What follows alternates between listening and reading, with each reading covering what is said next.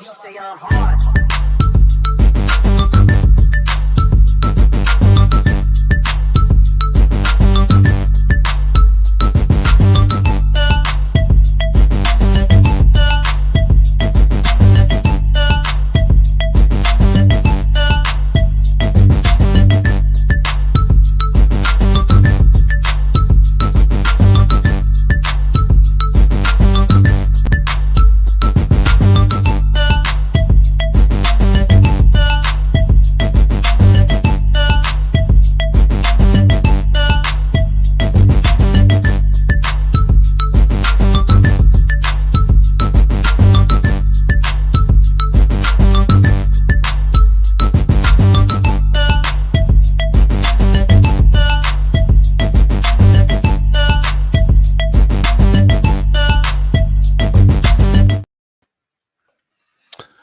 Hello, good evening. Welcome to a live edition of the BCSN SportsWrap.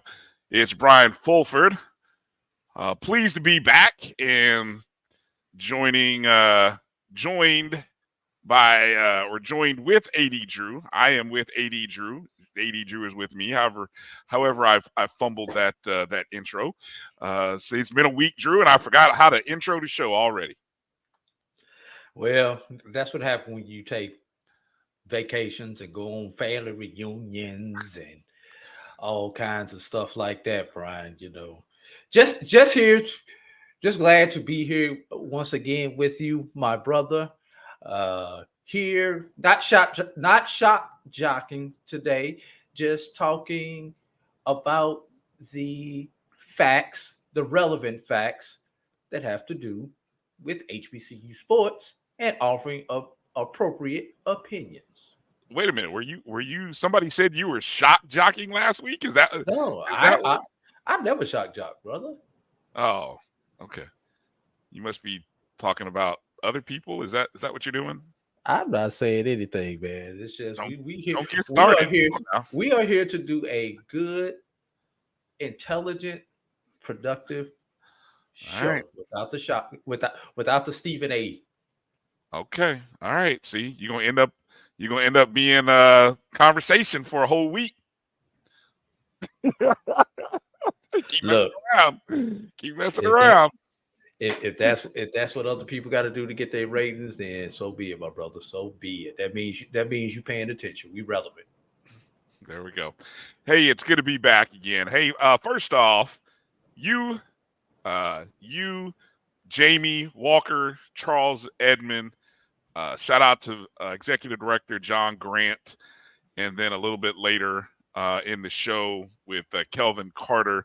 Outstanding show last week. Of course, the segment that went about a good hour with John Grant. That's why we do this, to have those kind of good in-depth conversations, and I think that fed, which is what was really cool. Is the show you guys did really fed a lot of people.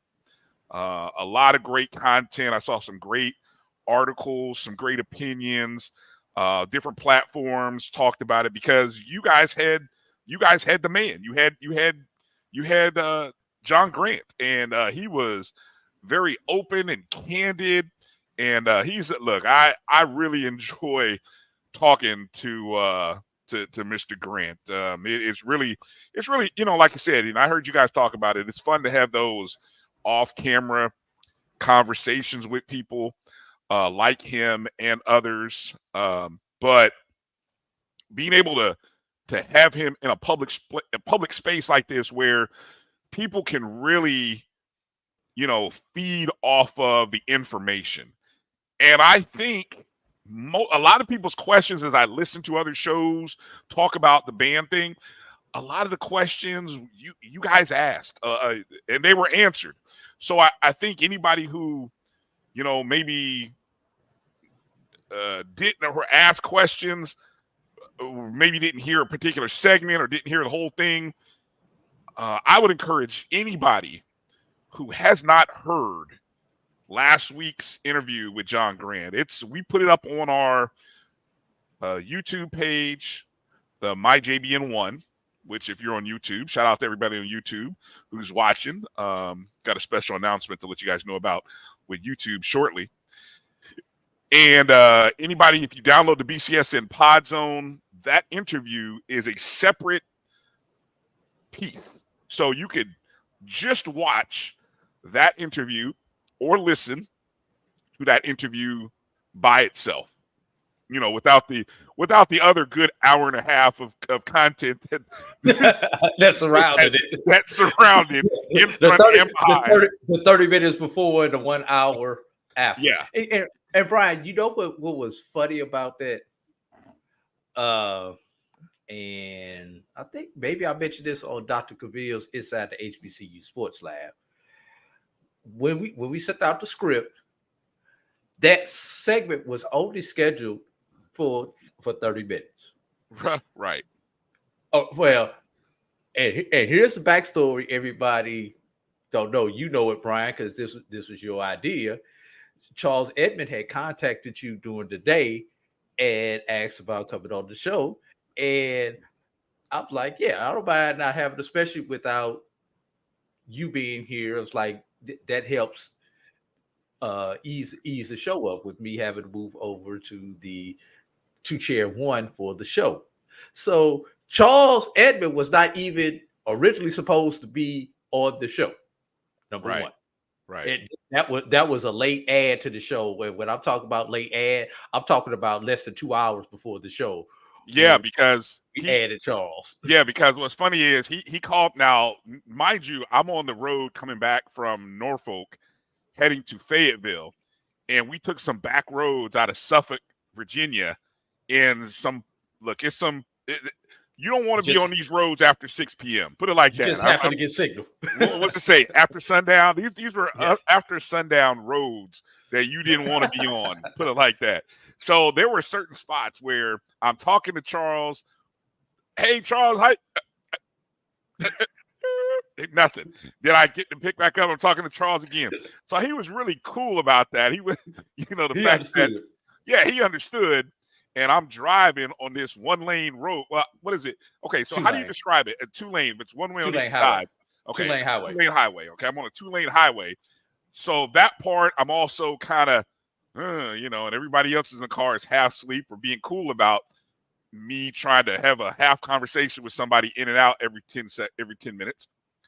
So I just was like, hey, Charles, look, let me put you in touch with Drew, because I didn't get a chance to talk to Charles at SWAC Media Day.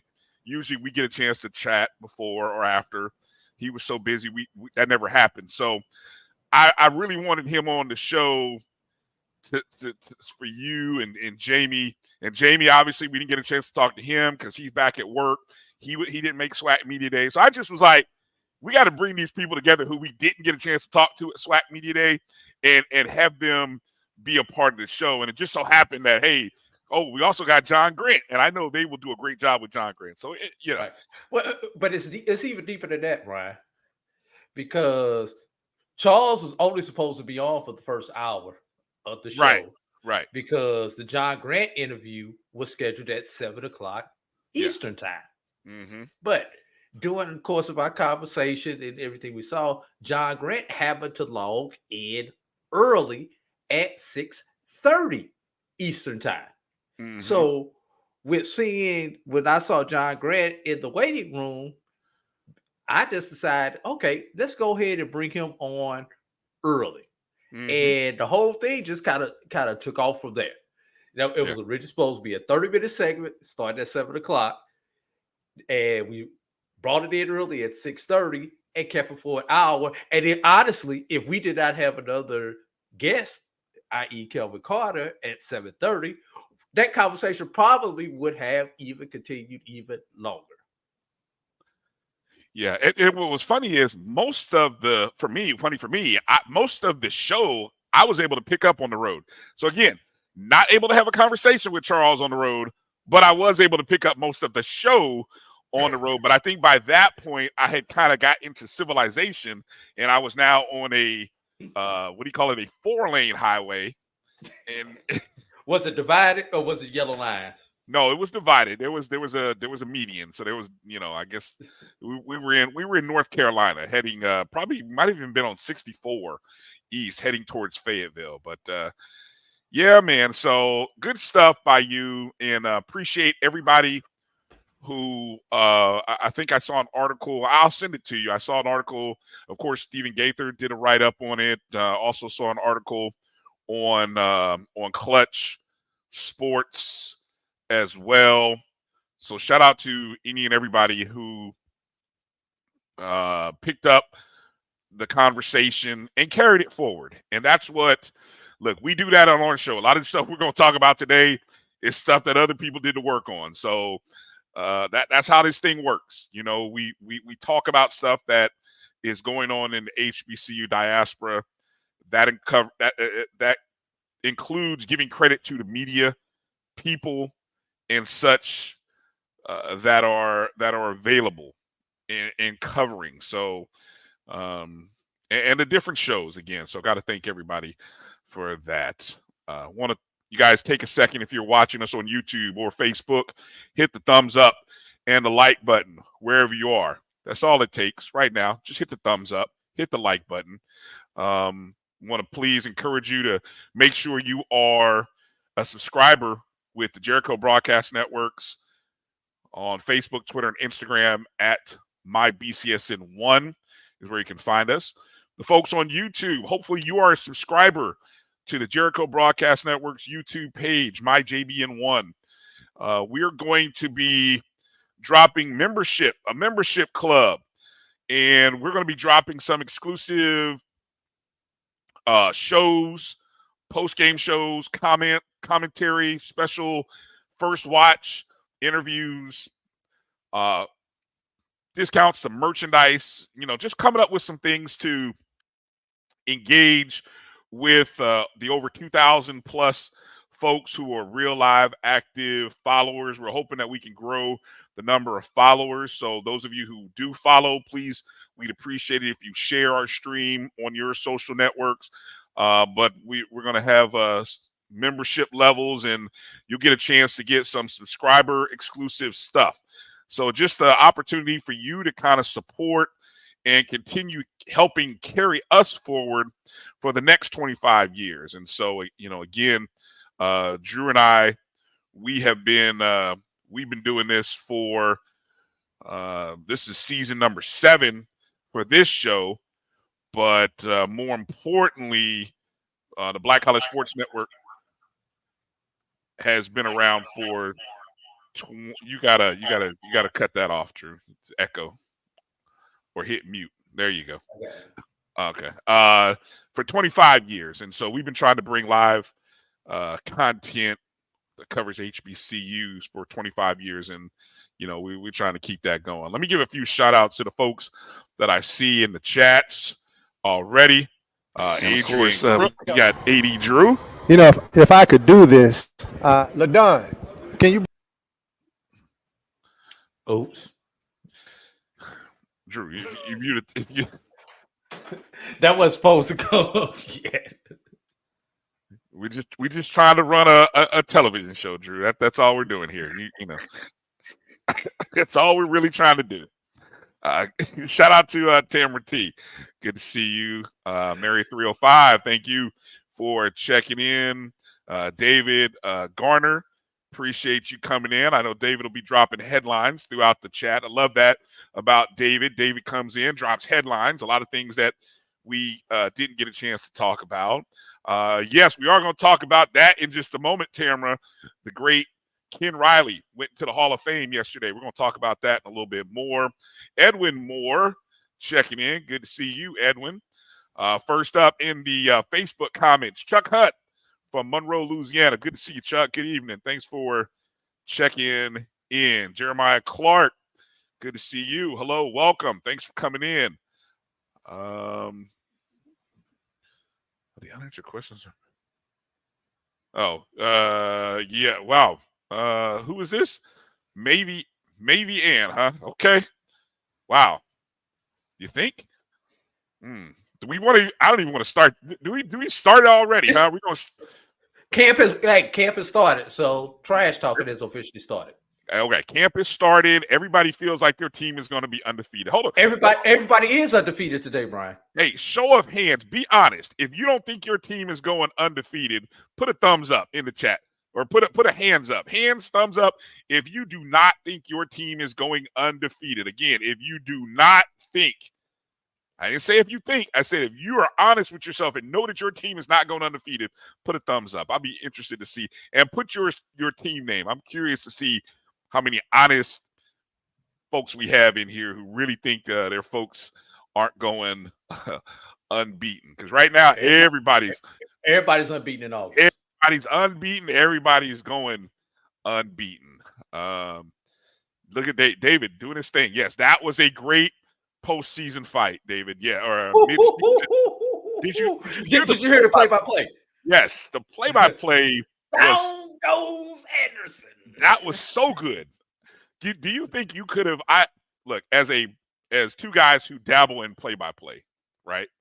Do you think you could have performed on the spot with such grace and clarity as the play-by-play man did on that call? And I'll look his name up in a second, but he was on it. Yeah, he was on it. I don't know, Ryan. You know, I've been in some situations. Normally, you know, we've always tried to get away from the fight when we've been broadcasting, or get away from those incidents, because we don't want our coverage to be the coverage that gives HBCU bad names. And so, yeah, but that doesn't really give a bad name. No, but when they talk about that, if we have a fight on a game that we're producing on the Black College Sports Network, where's everybody gonna go pull their feed from? Black College Sports Network. So, and it's kind of always been our policy we got the cameras rolling, but we gonna cut away, and then we'll come back and tell you about it. That's always been Roy's policy when it comes to stuff like that. So, haven't had that opportunity. Thank God. What up, J-Dub? Jamie Walker checking in. Hey, appreciate that hard work. Again, Jamie, kudos to you. Along with, I'll say it again. I'll say it as often as I can. Kudos to you, Charles Edmond. I've given Drew his flowers, so I think he's good. And then of course Kelvin Carter. But yeah, Tom Hamilton was the play-by-play man. I believe he's the play-by-play man for the Cleveland Guardians. Listening to his familiarity with the player from the Guardians, Jose Ramirez, I got to believe that he was Cleveland's man. But man, he called a great. I mean, because he transitioned so smoothly from the play to the slide to the fight. And I mean, he captured everything in that clip. It was like, wow. So yeah, did a that's great a trained job. Professional. That's all we say. That's a professional. Definitely, indeed. So okay. So and speaking of Jamie, since he wasn't able to join us for SWAC Media Day because he's in the educational field, and you also in the educational field, be formerly an educator. This is that big emotional time of the year, Brian, when kids go back to school. If you have a 5-6-year-old, you know, you're excited, but you're sad because my baby is leaving the house for real. When you've got a middle schooler, get your A up out by house. Are you really? Really? That's how you're feeling for your middle school kid? Wow, Drew. Right. Kind of... When you have a high schooler, you're lucky if they even speak to you. Are you going to school on the first day? Are you going to school? You need to get up and go to school. And then start talking to them like a grown adult, huh? But then it comes back around when you have a college student getting ready to leave because they're leaving the nest. And that's it. The same sad feeling that you had when your son or your daughter went to kindergarten for the first time. It's the same feeling that you have when they go off to college and you drop them off and you get in that car and drive back home. Mm. Been there, been through the whole gamut there. Yeah. Yes. Hold on. I gotta show you. You made me think of something here. I'm gonna see how quickly I can pull this up. I'm gonna share my page here. I'm sharing an Instagram page from our Jericho Broadcast Network's brother, John, the grumpy old nerd himself. This is something that he posted on Instagram. I thought you'd get a kick out of this. John Moran. Everyone's timeline soon. My baby is headed back to school.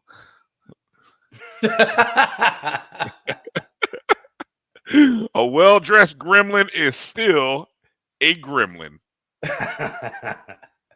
with the new kicks, New kicks, and the new fit. Hey, notice the lunchbox, of Gizmo, with the Gizmo lunchbox. Yeah, and that lunchbox will be left on the bus the first day. Probably, yes.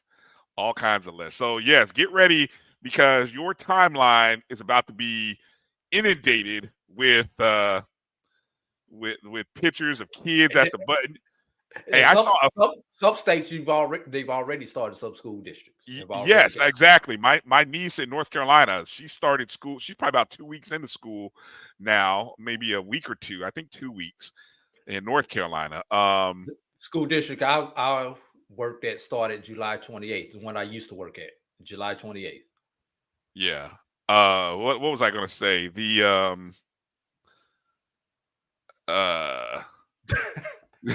do you say, Edwin Gremlin or Grambling? Don't get started. Don't get started. I didn't know what that happened. I didn't know if that was a G or a J on his hat. It was an L. I'm just gonna care if that was an L. Say that for Thanksgiving. Edwin, say that for not Thanksgiving. A J. That was not a G. That was not a G or a J. That was an L. So you cannot imply about that. Oh my God, what was I? I had somebody who was going back to school. We were just talking about those. Dog it skipped my mind there. You were talking about who's going back to school and everything, and it just anyway. So we'll kind of move forward with that. All right, let's get into one of the first headline news notes. We'll take the break, Perk. I don't want time for our break. Nah, let's cover this, and then we can kind of take the break after this one. But Ken Riley, Sr., aka known as the Rattler, former Florida A&M player, coach, athletic director, and of course a defensive back with the Cincinnati Bengals for 15 seasons. When he retired, he finished with 65 interceptions, and it took him, sadly, until 3 years after he had died. Riley died in 2020 to be enshrined into the Hall of Fame this past Saturday. It was his son, Ken Riley II, who gave a great speech. I love towards the end of his speech, he threw in the blood, sweat, and tears reference. I don't know if anybody caught that. I certainly did when I heard it. Of course, he played for the legendary Jake Gaither, whose teams traditionally had what? The blood, sweat, and tears.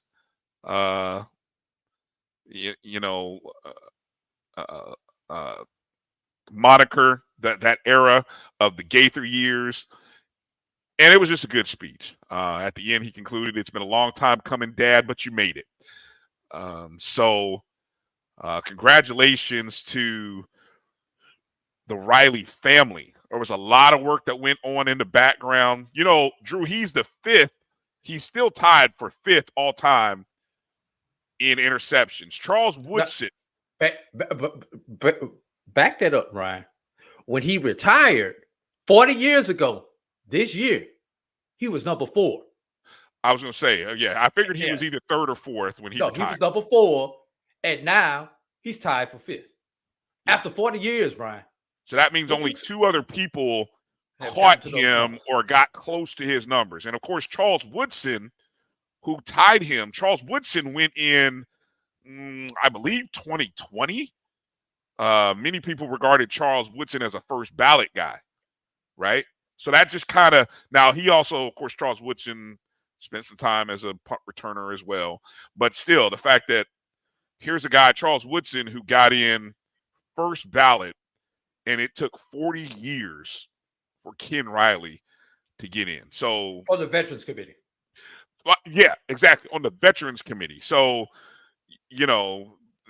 talk about that's the brutal nature of getting into the Hall of Fame. I mean, there are only so many, and that's why it's such an exclusive club.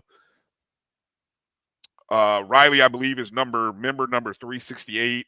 I believe they're now only something 370 something total members, dead and living. But it is, and just think there are thousands of football players every year. So that number has there's less than do the math here. Let's just say there's 40,000 people who have played football, Drew. And only less than 400. Is that 1% or less? What is that? That's point. Okay. Wow. So less than 1%. Yes. Less than 1% have actually made it into the Pro Football Hall of Fame. And so it is an exclusive club, a club of clubs. I don't know how many we could sit here and probably debate more exclusive clubs, but in the sports world, it is pretty much up there, is it not? Very much. And not only the Pro Football Hall of Fame, but all of the Hall of Fame, be it baseball, be it basketball, they're all very exclusive clubs, especially when you consider the number of people who have played at that level. Mm-hmm. So it's obviously it's an honor for Ken Riley. The whole family was honored that he was chosen to be a member of the Pro Football Hall of Fame. And, maybe one of the reasons it took him so long was most of those Bengal teams that he played on were not good. Let's be real. They had to run in 81 and 82, those last couple of years. It was good. But prior to that, the Bengals were rather putrid. Mm-hmm. Those were, he finished his career in the Super Bowl, if I'm not mistaken, or he finished in 83. No. The 81 team. So he played, 81 team is the one that went to the Super Bowl. So he played 2 additional seasons. And he wasn't on the team that went to the Super Bowl. In 87. Was it 87? I thought. Yeah, okay. Yes. You're right. Okay, so the one that he went to was the one in the Pontiac Silverdome with Kenny Anderson, and they lost to the beginning of the 49ers era and Joe Montana. That was the game. Yeah, right. That was the beginning of pre-Jerry Rice. Pre-Jerry Rice, exactly. Well said. Definitely pre-Jerry Rice joining that team. Okay, so I went and looked up, and so this is for you guys in the chat. Okay, and so here's what we're going to take a break, and I want you to think about. Try to do this without Google searching. Okay. Without Google searching. I know that requires a little bit of honesty here at this day and age, but I want you to think of how many HBCUs have a member of the Hall of Fame in it. How many? Now that's Division I and Division II. Okay, so I want to say, what's going on there? Somebody cooking something? Oh, that was our timer saying it's time to go on break. Okay, see, I knew that's what that was. Okay, so well timed. So again, first question I'm going to ask you, folks in the chat room. No, Adrian, it's More, I'm gonna tell you more than that. So I've already given you a baseline. The number of HBCUs with a member in the Pro Football Hall of Fame, and then I want you to think about also how many schools or which school. I kind of gave it away. How many schools have the most players? And there is a tie. Okay. So again, marinate on that. When we come back out of the break, little trivia for you guys right here on the Sports Wrap, and then we'll keep it going. You guys be nice to each other in the chat room, man. I know, you know what I'm saying? Just don't make me have to suspend you in the chat room. Okay. We can have a little fun, but let's keep it social. Okay. We don't want to. We don't want to get too off the chains in the chat room. All right. So just a little preface on that. So you're watching the BCSN Sports Wrap right here on the Black College Sports Network. We'll take a break and come back in 2 minutes. The Cuvée Group is a Florida-based marketing and training consulting firm. We help businesses communicate to their target audience and engage them in conversation. We also help to expand their audiences, which will ultimately result in growth for those organizations. In addition to being a certified constant contact specialist, my colleagues and I are also certified in John Maxwell Leadership Principles. We use these proven principles to conduct workshops, training, and private coaching sessions for individuals and companies looking to take things to the next level. Contact us to schedule a free consultation. Issues today, don't delay, call Cuvée. This is the Dean of the College of HBCU Sports, Kenyatta Cavill of Dr. Cavill's Inside the HBCU Sports Lab with Mike Washington and Charles Bishop. Come mix it up in the lab where the course lecture is in session every Tuesday from 6 o'clock p.m. Central Standard Time on Facebook Live, YouTube Spreaker, or the BCSN app, as we discuss all things about the HBCU sports culture, including exploring the week that was in the sporting HBCU diaspora, as well as the upcoming week of HBCU Sports. With me, the Dean, the College of HBCU Sports, on Dr. Cavill's Inside the HBCU Sports Lab with Mike Washington and Charles Bishop. Course lecture dismissed. From novice to aficionado, find yourself here. High quality cigars plus personal customer service. Slow Burn is Waco's only mobile cigar lounge, featuring a meticulous, curated collection of premium cigars. Visit our website, www.slowburnwaco.com.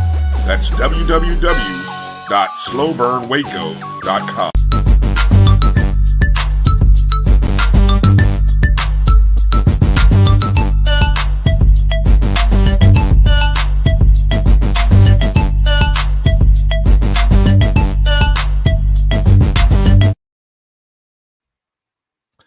All right, welcome back to the BCSN Sports Wrap.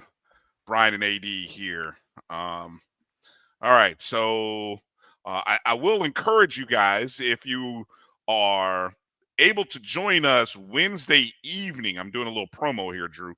Wednesday evening on the ONG Strike Zone, we will have joining the show Vaughn Wilson of HBCU Game Day, and most likely we will have Ken Riley II, who gave the induction speech for his dad. Both of those gentlemen will be joining the show.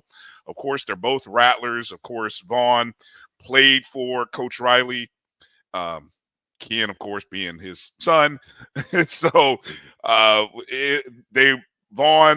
and other former players were in attendance at FAMU. There was a nice FAMU presence. It wasn't overshadowing. I mean, you saw the two Venom mascots there chilling with the Bengals Houday mascot. So it was really good to see the FAMU included in the Hall of Fame parade.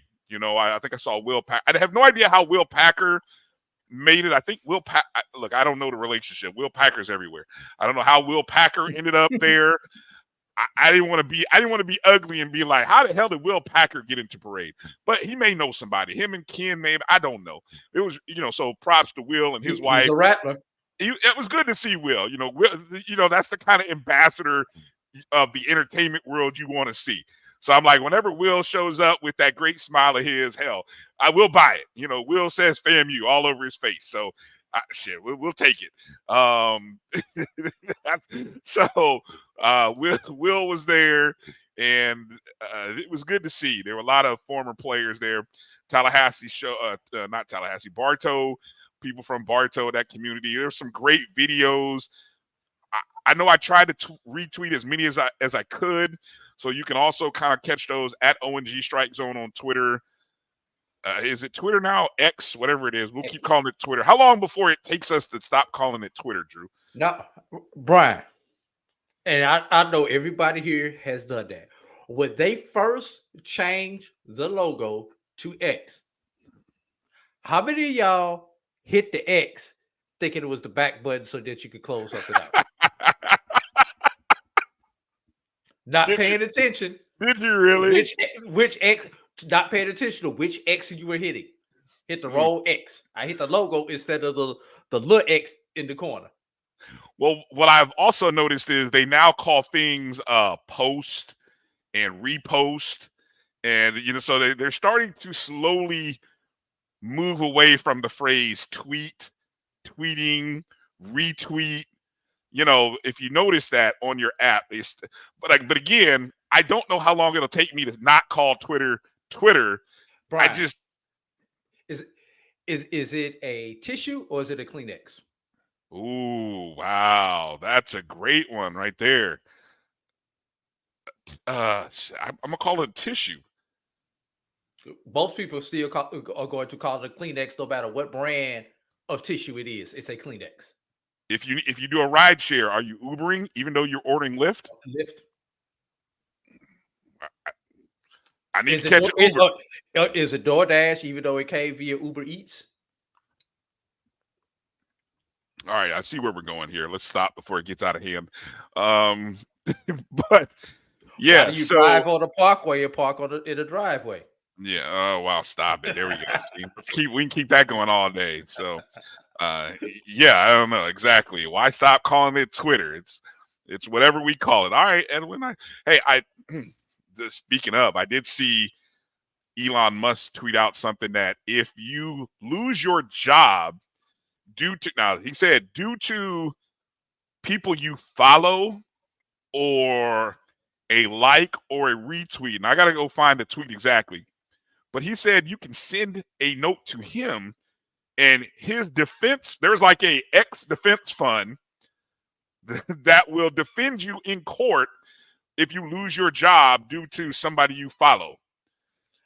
If you lose your job due to somebody you follow, trust me, they were already looking for an excuse.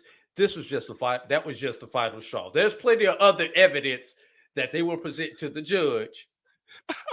That bad tweet, unless that tweet was just that bad. I mean, Bryan, I'm gonna say it.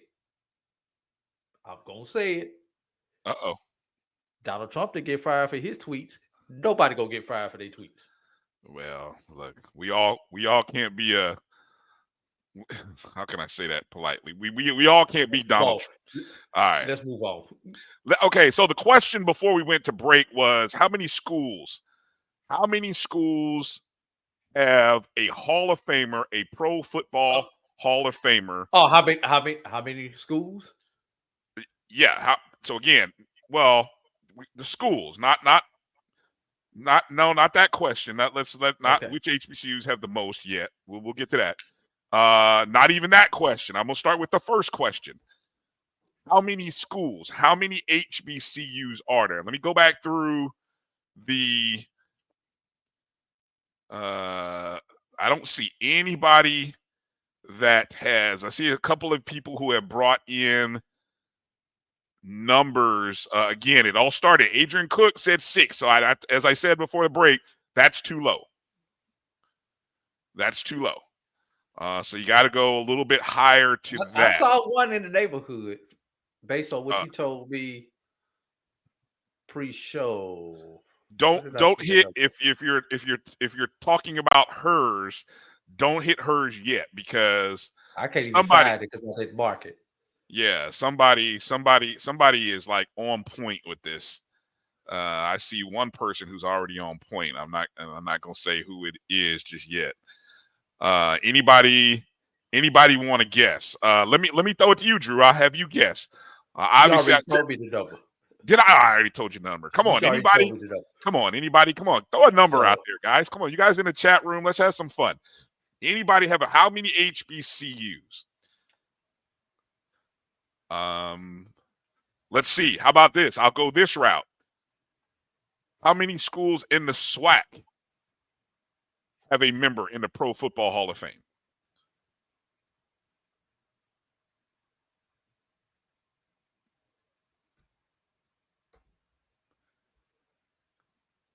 Boom. Yep.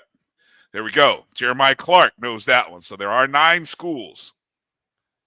9 schools in the SWAC. All right. So Jeremiah Clark has got that. So with that said, we keep getting up. We're getting close. Anybody want to take a stab at how many? I'm not sure. Mary 305. Can I ask a question, Brian? Yes. With that 9, does that consider higher? Does that higher? Does that SWAC number consider FAMU and BCU? I said current members of the SWAC. Yes, it current does. members. Okay. Yeah. Here's a question, Edwin. If I tell you how many, yeah, but see, then I'll tell you the opposite of that answer. Obviously, if there are 9, then that means there's 3 who don't. Right? But can you name the 3? Is what he said. Ooh, I think that's where he's going. Okay, I've got the list. I'll give one name and then let's see. Marianne higher. 12. We're higher. We're getting warmer, folks. We're getting higher. We're getting warmer. Y'all would be good at The Price is Right. They yes. make it a bid without going over. Michael Reed is too high. Too high, Mike. 23 schools. So we got a range from 12 to 23. Yeah, too high. UAPB does not have someone in the Pro Football Hall of Fame. One of the Alabama schools does not have someone in the Hall of Fame. That would have to be state. Bingo.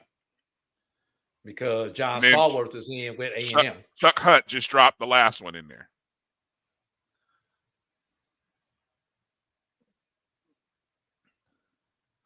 Although it makes you because McNair is not in the Hall of Fame. Correct, not in the Pro Football Hall of Fame. Right. Now it's questionable whether he should be. That would have. Does he belong in the NFL Pro Football Hall of Fame? That's an interesting debate. I know he deserves to be in there way more than Andrew Luck, and I hate that whole thing that's going on out there. Luck is going up next. Luck is on the ballot next year. Look, hell to the no. He's no way he's a Hall of Famer. No way. But he won a playoff game. Stop it. Yeah, he beat Kansas City. Chuck Hunt says Donald Driver should be in the Pro Football. That would give Alcorn there first, wouldn't it? All right, so we got 12 to 23. Okay, I'm gonna let y'all sit on that one. Let's go to the next question then. We'll come back to that. How many HBCUs have a Pro Football Hall of Famer? We're somewhere between 12 and 23. You guys are still thinking about it, or you're Google searching right now, one of the two at this point. Let's go to the net. What was the other question, Drew? How many players? Now, I think you have to also consider players, contributors as well. So it could be players, coaches, contributors. Okay? So I want to say in that total number of Pro Football Hall of Fame, it's not just players, but it could also be contributors or coaches. So what's the number? And I think somebody did hit the number. Did you see it, Drew? Somebody did hit the number. And it was during the break. Did you catch it? Yeah, you started. I did not. You started. Hold on. Don't put it up yet. Don't put it up yet because she also got the second part of the question right. I can't put it up because I can't find it. So I hope you All got right. it. Well, don't worry about it. It's under starred. So Mary 305 got it right. She said 34. So she said 34 individuals are in the Pro Football Hall of Fame representing blank number of HBCUs. Again, that range between 12 and 23. We're still looking for somebody to actually come up with that number. Can't believe you guys can't figure this out. But that's understandable. That's why we did it. I thought this would be a great trivia question. Okay. Now, the last part of that, which I also think Mary 305 got right. There are Google, Mary. Yeah. No, not her. There's no way she just knows this. Come on. She's an astute she's an astute consumer of HBCU and football knowledge. There's no way she's on Google. How many schools have the most representatives in the Pro Football Hall of Fame? And it is a tie. There's more than one. I'm going to go out on a limb, Brian, Mm-hmm. and say, because you did not discuss this with me before the show, I would say Jackson State would be number one. They would be one of them, yes. Okay. Would be one of those ones tied. Mm-hmm. And so, yes, Cedric Walker, yes. So we know the number now. And there's another school, Grambling and Jackson State, but there are two other schools that also have 4 players. Mike Reed. Mike Reed's got one of the 2, so there's the third school, South Carolina State. How many does FAMU have now? FAMU actually has 2. Okay. Just 2. Bob Hayes and now Ken Riley. Just 2. Okay. More to be coming, I'm sure. Hopefully a guy like Nate Newton, Henry Lawrence. So that number could be growing. I saw Doc put in there somebody for UAPB. Who did you see that in there? No, Doc I didn't. Jumped in. LC Greenwood for UAPB should be in. Is that the LC Greenwood that played for the Steelers? Where did he play professionally, Doc? LC Greenwood. I remember the name. I believe Greenwood did play for the Steelers. Uh-huh. Yep. I know Maryland Eastern Shore has there's the fourth right there. Michael Jones, good one. Morgan State. Yes. So the 4 school and surprisingly, no. Somebody put in there Tennessee State. No, Tennessee State actually has 2. Ed Jones and who? No, Richard Dent and Claude Humphrey. That's Tennessee State. You being too tall is not in? Number 1 draft pick, 1974, Tennessee State. I didn't see it. And again, I pulled just for clarity, I pulled all this information off the Pro Football Hall of Fame website. So I didn't go like to Google or Wikipedia.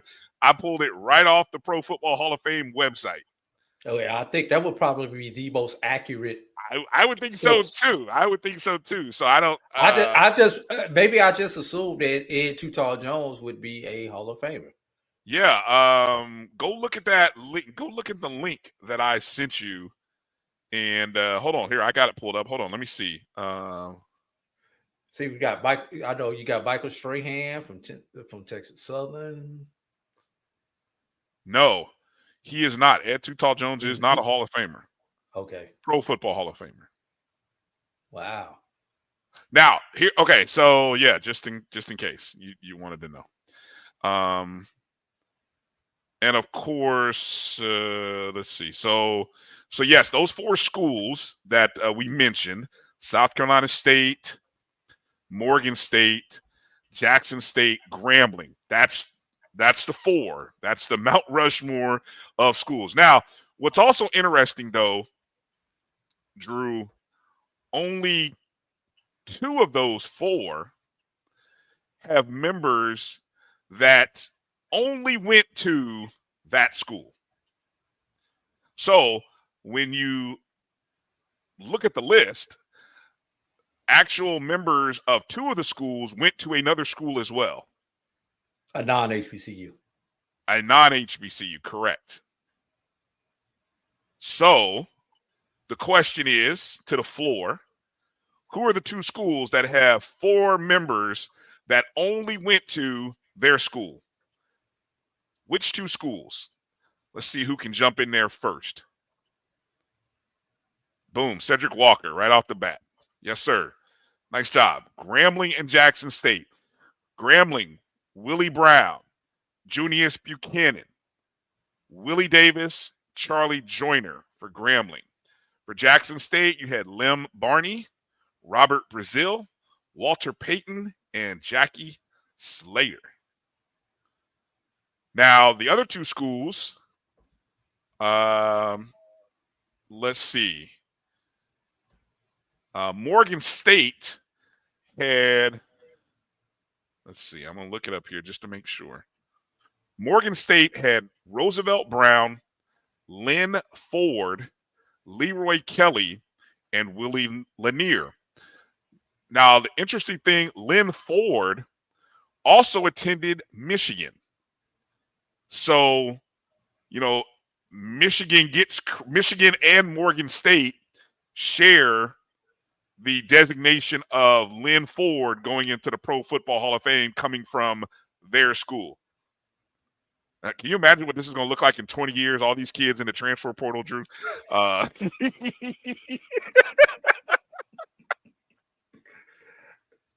Hey, here's so-and-so. He went to this school, and this school. All 3 schools claiming him to get into the Pro Football Hall of Fame. And then don't let him be a multiple free agent, one of those. Don't let him be Deion Sanders. What do you who mean? had a Hall of Fame career. Deion Sanders had a Hall of Fame career.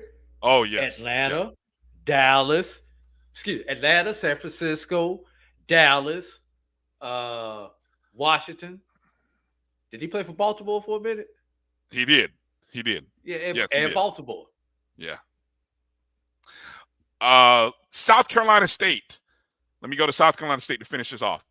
They had 2 players that attended not only their school, but another school. The 4 names that represent South Carolina State are Harry Carson, David Deacon Jones, Marion Motley, and Donnie Shell.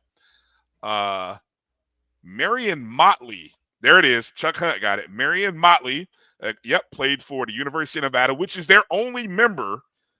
So hey, great for he represented the University of Nevada. He's their only member of that program who went to the Hall of Fame.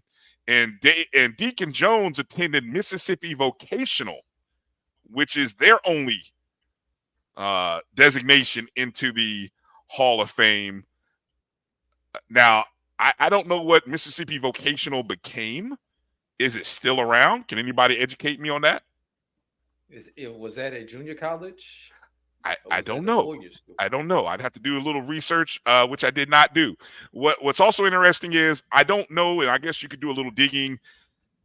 Did Edwin Moore says it's Valley? Is that what Valley became? I don't know. Is that a guess? Is that a guess or is that fact? Edwin Moore. But what I don't know is, did Deacon Jones finish his career in college at South Carolina State? Did Marion Motley finish his career? So yeah, Mississippi vocation. So that's interesting. So Jerry Rice gets credit for being Mississippi Valley's only Hall of Famer, but they also give credit to Mississippi Vocational. So shouldn't Valley technically shouldn't they combine that in there and say that Valley actually has 2? They should sort of combine that, right? They should combine that to say they have 2 Hall of Famers. I don't know. Brian. I know. Brian. We're getting in the woods. We're getting in the weeds. You assume, Brian, if you and I did not know Mississippi Vocational is not Mississippi Valley State, you assuming somebody in Canton, Ohio was going to know this, Brian? Look, that's why. Think about it. Think about it. That's why we have these shows. If we didn't to educate. if we didn't have our listeners from Mississippi, Cedric said Valley claims him. So Valley claims him. So the Hall of Fame should claim him too. I'm with you. I'm with you, Cedric. Yeah, they claim him. So should. I was trying to see. Okay, so we answered that. So yeah, Valley has 2, Rice and Deacon Jones. They do claim Deacon Jones. I was trying to see who has so that any other trivia thoughts? There is a couple of Division II schools that have members in the Pro Football Hall of Fame. There are actually 3 Division II schools. Can you name those 3? Name the 3 Division II schools, current Division II schools that have members in the Pro Football Hall of Fame. Any ideas, Drew? Albany State? No. Or is it Fort Valley? It's one of the I knew it was one of those 2 had one. Fort Valley, Rayfield, Wright. Yeah. There's 2 others. Well, one should be real obvious. Real obvious. Come on, Drew. I know it ain't Tuskegee, is it? No, it's not Tuskegee. No, I was about to say, you say obvious. I'm like, I know it's not Tuskegee. Michael Reed, you got 2 of the 3. You're one off. You're one off. Savannah State. Yes, thank you. Yes. Savannah State with who? Uncle Shay Shay. Uncle Shay Shay. Savannah Sharp. And then any idea who the third school? Now again, I knew it wasn't Tuskegee. No. And I'm trying to think because a lot of the D2s have younger programs. Kentucky State has a newer program. Benedict has a newer program. There's an asterisk next to this one because he is not actually a player.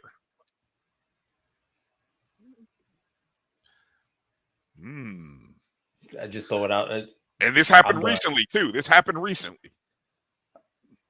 I'm done. Bill Nunn, West Virginia State University. I would have never gotten that. Bill Nunn. Yeah. Bill Nunn, who went to West Virginia State.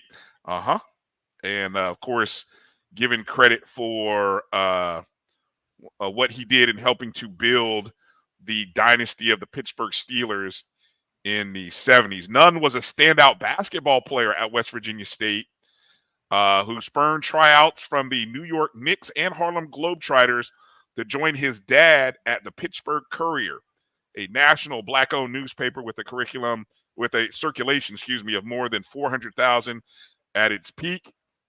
As sports editor, he regularly covered HBCU sporting events, making inroads at the schools no one else matched.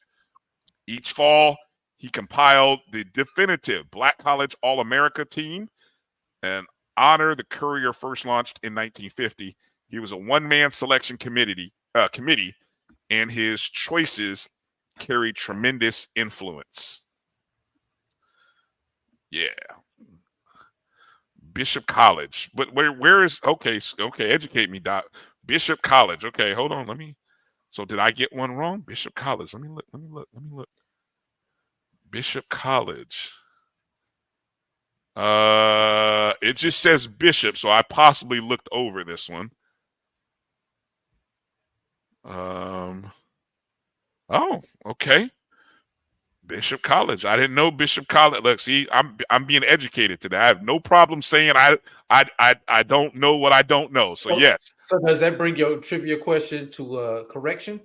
Yes. So I have to update now. I have to say the number of schools has gone up one, but it's still within that range. And the total number is no longer 34, it's 35. Look at that. I love you guys, man. This is why I love doing this and having this type of interaction for the educational purposes. So I love it. I love it. I'm adding him to my list here. Thank you. So I hope I didn't forget anybody else. So okay, one last one last shot in the dark here. We were between 12 and 23. I will narrow it down and say it's between 15 and 20.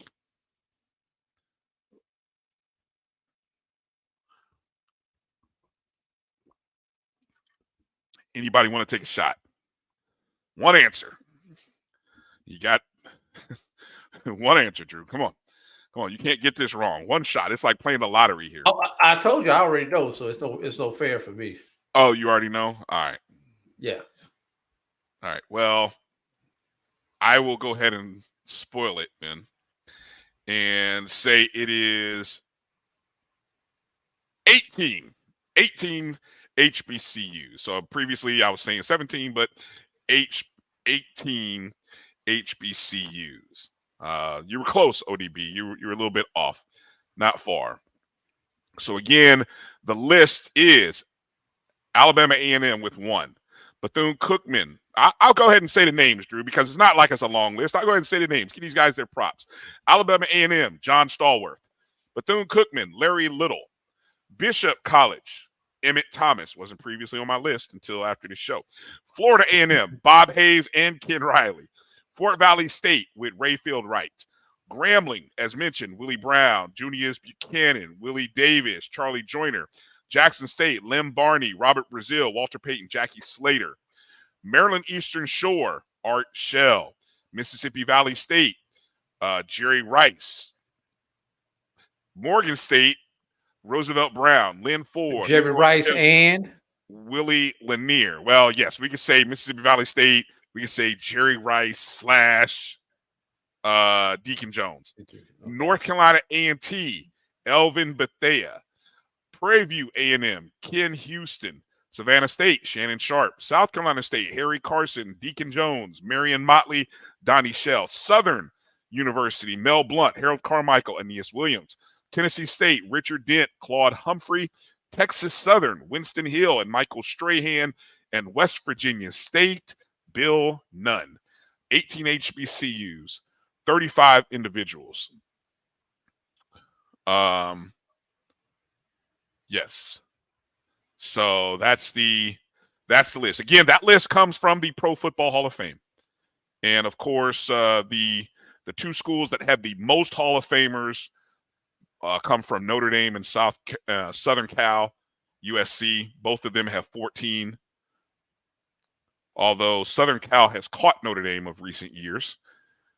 Then followed up by Michigan with 11, Ohio State with 10, and Pitt with 10.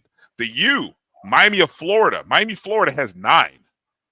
So talk about a program on the rise.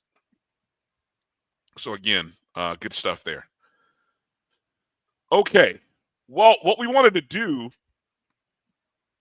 is go back for a second and play our conversation that we had with Dr. Charles McClellan from the SWAC Media Day. I believe myself, Dr. Kenyatta Cavill, I had a great conversation with Dr. McClellan, and I think it's appropriate, Drew, we kind of listen to this, given some of the conference churning that has happened in all these media rights deals. Yeah, in the FBS level. Let me preface this. This will not be a Stop it, Michael. Why did you put that up there? You got me laughing. You got me off track.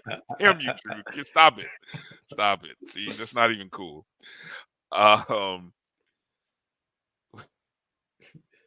about the conference churning. Thank you. Conference turning is happening at the power. This will not be one of those media rights conversations. Okay, so I'm going to back up. I'm going to say, whoa, we're not going to get into money that ain't ours, money that ain't coming to us, money that a lot of you all wish was coming to us and want to know why it ain't coming to us. No, we're not having that conversation. Now, you guys can have that conversation all day in the chat room. There's a few people in there who might be able to educate y'all, but let's just kind of sit back, listen to Dr. McClellan. Those of you who didn't catch our conversation with him, and then we'll go to a break and come back and kind of dissect what we're hearing and go from there. How's that sound, Drew? Go on the break, then come back with the interview? No. Go to the interview and then go to break. All right. All right. Here's Dr. Charles McClellan from the SWAC Media Day.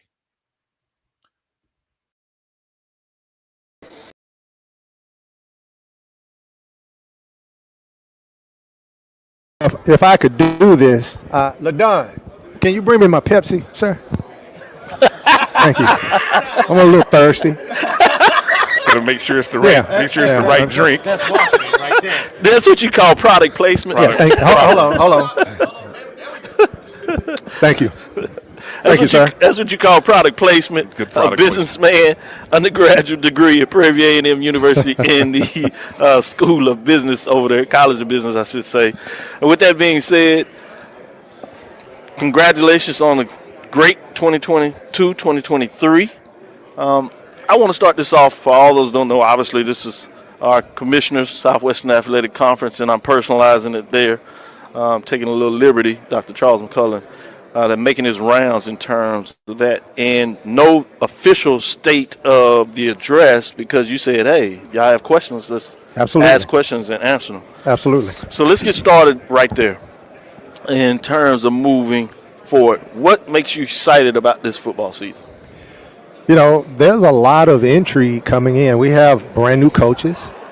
We have a lot of new talent from a student athletes perspective. People were wondering, well, what is the Southwestern Athletic Conference going to do now that Coach Prime is gone? Well, just look around.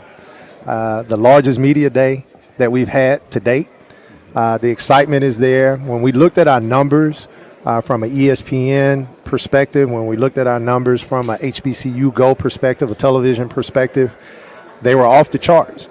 And as you know, the revenue that's generated is based upon eyeballs on your conference. And we are at one of the highest levels. You know, I've said this, there 3, 4, 5 years ago, there used to be this debate, linear TV, digital TV. Right. When we looked at the numbers, we actually outdrew on Plus, ESPN Plus, some of our linear games that were on national television. So people have changed the way that they watch sports. They're viewing it. They want live sports. And over 80% of our football games are going to be on either ESPN, Family Networks, or HBCU Go.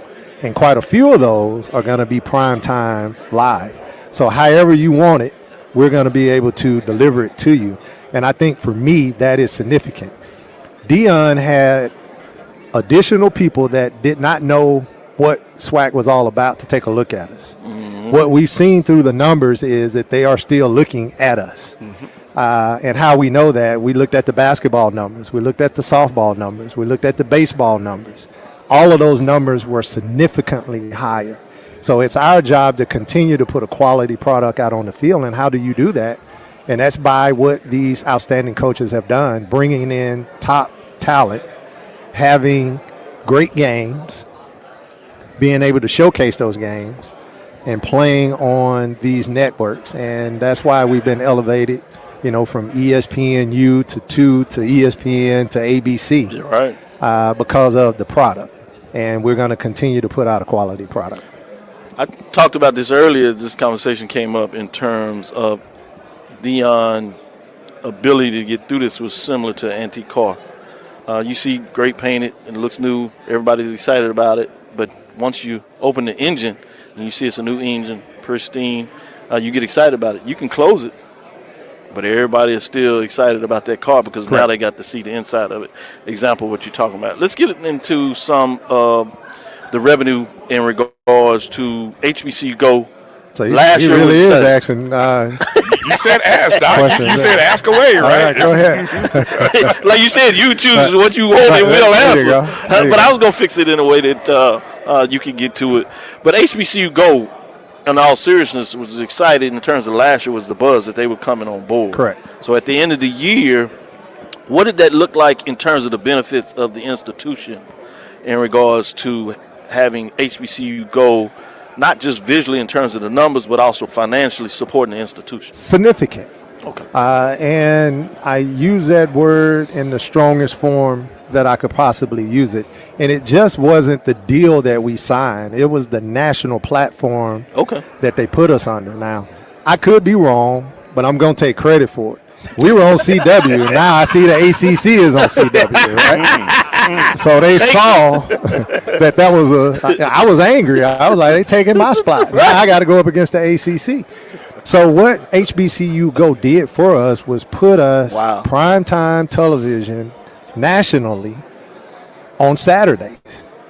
And now you see that ESPN has picked up a couple of extra primetime Saturday football games, and that is supported by the numbers. So when you see us, it helps us sell that package to our corporate partners. Okay. It helps the schools to have increased attendance. When you have increased attendance, then you're increasing enrollment. So it's all interconnected. Mm-hmm. And to be able to have that platform week in, week out, like I said, over 80% of our football games this year is going to be on. It just increases the value of your brand. I went to the softball tournament. Magnificent tournament. Everything was immaculately done. Then I went to baseball. We were in Atlanta. You know, some of the coaches didn't want to go there. Baseball, actually, in my opinion, turned out to be one of the best championships that we've had, period. 100. But I walked into the dugout, and we had SWAC in the dugout, and they kind of cut off the SWAC, right, because of the way that the banner was done. And I was like, no, you can't do that. That's disrespectful to the brand. Right. You wouldn't cut off your brand. You wouldn't cut off anybody's brand. Mm-hmm. And that is how significant that S, that W, that A, and that C is. That when you see that, it means a whole lot. It means history. It means tradition. It means corporate partners. It means television. It means education. It means significantly affecting the lives of individuals that did not have the opportunity to get an education. We always talk about, I don't want to preach right now. That's right. But we always talk about lack of donations to our black colleges. Yes, sir. Well, we are only one generation away from even being college educated. We haven't even consumed the generational wealth to be able to give in the manner in which the Power Five gives. Right. But that's the significance of HBCUs. We're now starting to see African American generational wealth grow. It takes 100 years in order for you to generate enough money to give in a significant way. And we're starting to see those. We're starting to see the Byron Allens now invest. We're not starting to see the Robert Smiths, to invest. And what we're doing is a cultural, societal improvement. Mm-hmm. And when you see SWAC, that's what that means. And that's why we're so keen on protecting our brand. Good to hear. Great point. AD, you want to? Hey, Doc, you keep mentioning the numbers on the streaming platforms. And I'm just curious about this. Go ahead. Keep going. Keep going, Drew. Drew, the engineer and the producer. But that's what he does normally. He normally does that, so he's used to it. A lot of times. Once again, you were talking about the numbers on the streaming platform. But I'm just kind of curious about this. We know for the fans who attend the games, it seems like more of the fans tend to attend 1, 2 o'clock game versus a 6 o'clock game. But you keep mentioning the prime time numbers. Is there a difference between those 1, 2 o'clock afternoon games and those 5, 6 o'clock games as far as the viewership goes with these new streaming deals? From a television perspective, not as much as the time versus who's playing on the other platforms. Okay. And it is the games that will be shown.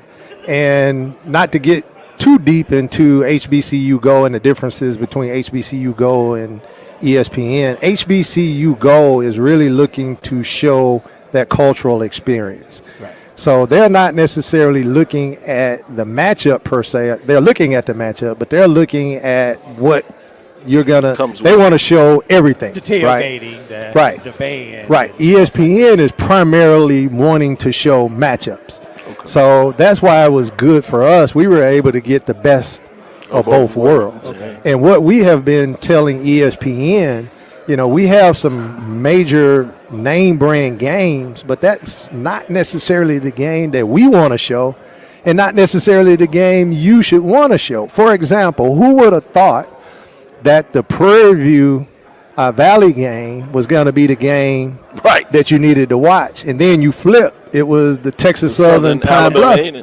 Texas Southern Alabama A&M game. Yeah. Right? Those were the two games in that last week. And then you flip to Jackson State Alcorn.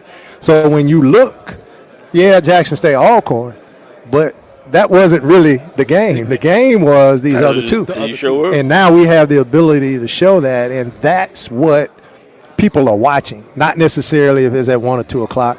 In the South, it's hot in September and October, so early on, those games are late at night. 6 o'clock games. Later in the year, October, November, schools have a tendency to move those games up, and I think that's been one of the unique challenges that we've had to face. You didn't ask this question, but one of the unique challenges that we've had to face dealing with the television partners now and trying to get those primetime slots, simply because there's only so many slots available, and working with the schools to move those games, because traditionally we're not accustomed to doing that. Right. But based upon our media rights agreements and the significant amount of resources that we're generating and giving back to the schools, I said this early on, we made the largest distribution to our schools on record of the 103 years.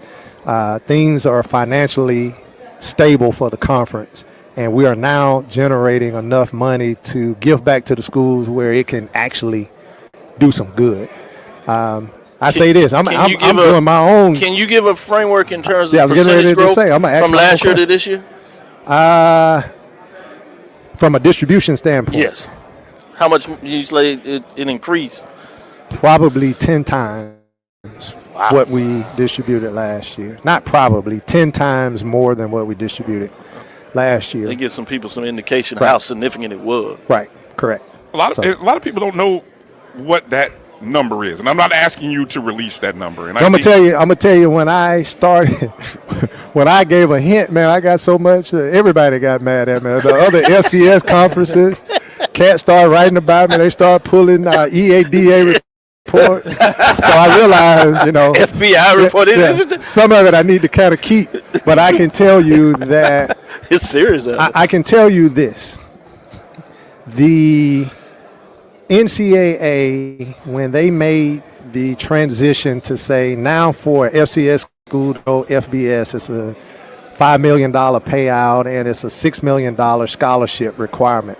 Well, a lot of people don't know the differences between scholarships for FCS and FBS. FCS scholarships must be packaged with any institutional aid. Okay. Some schools do package Pell, some don't. Pell is not required, but if you get for example, in Texas, you get TPEG, a Texas grant. Mm-hmm. You got SEOG. All of that is a part of the scholarship. If you're recruited and you get an architecture scholarship, that's a part of your scholarship, and that goes into the numbers. Mm-hmm. If you're FBS, you can't use this. It's dollar for dollar.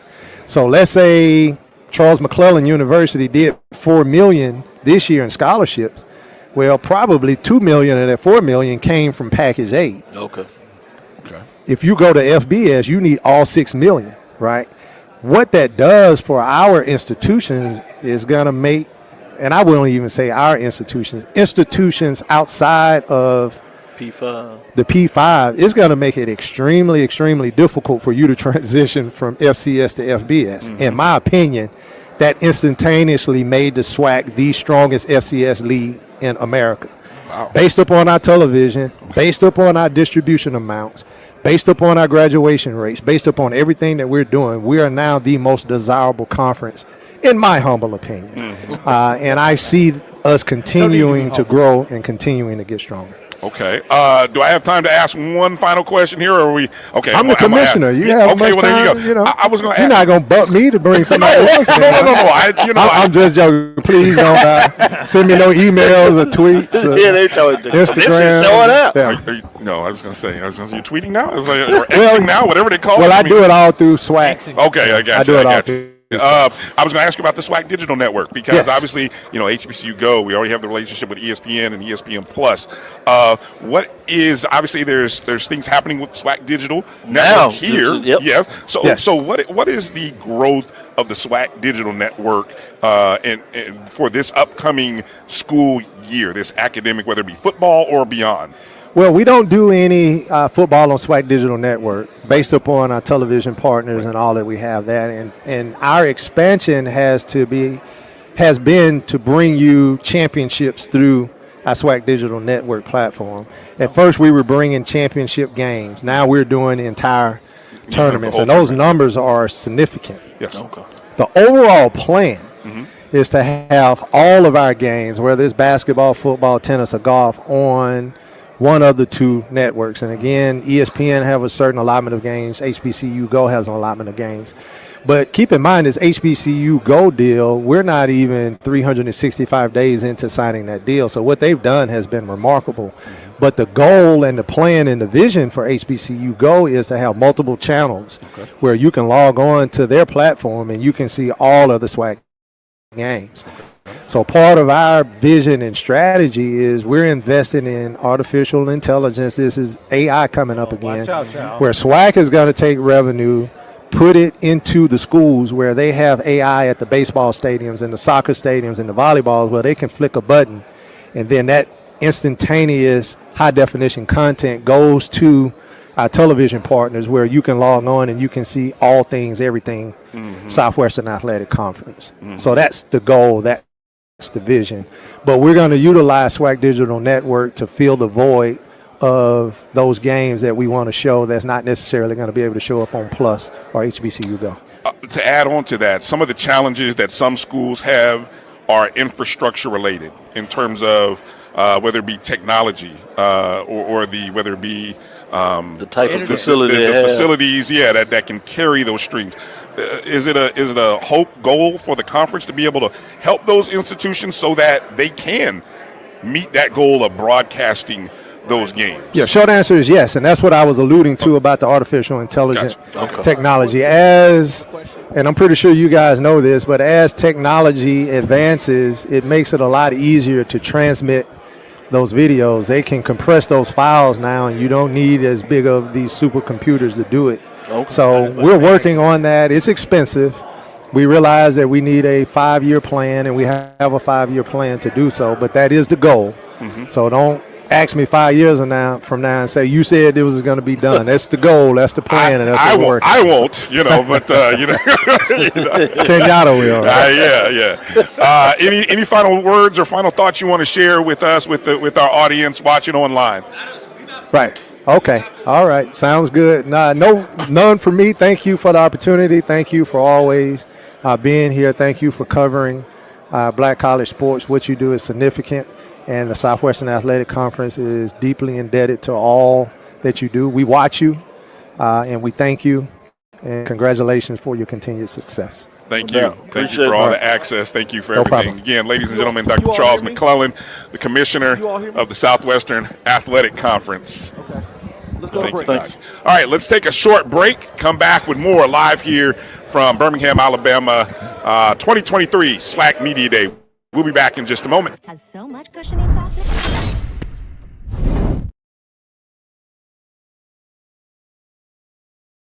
If you think all pads are exactly the same, think again. This is Always Ultra Thins reinvented with the Always Triple Protection System. This pad wicks gushes 90% faster, absorbs even more so you can feel dry, and locks odors in. Rethink your pad for up to 100% leak-free and odor-free comfort with the totally reinvented Always Ultra Thins. This is always like never before. The Cuvée Group is a Florida-based marketing and training consulting firm. We help businesses communicate to their target audience and engage them in conversation. We also help to expand their audiences, which will ultimately result in growth for those organizations.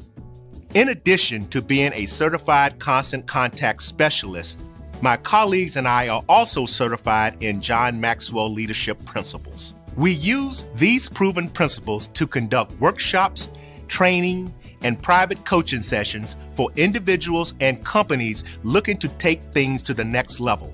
Contact us to schedule a free consultation. Issues today, don't delay, call Cuvée.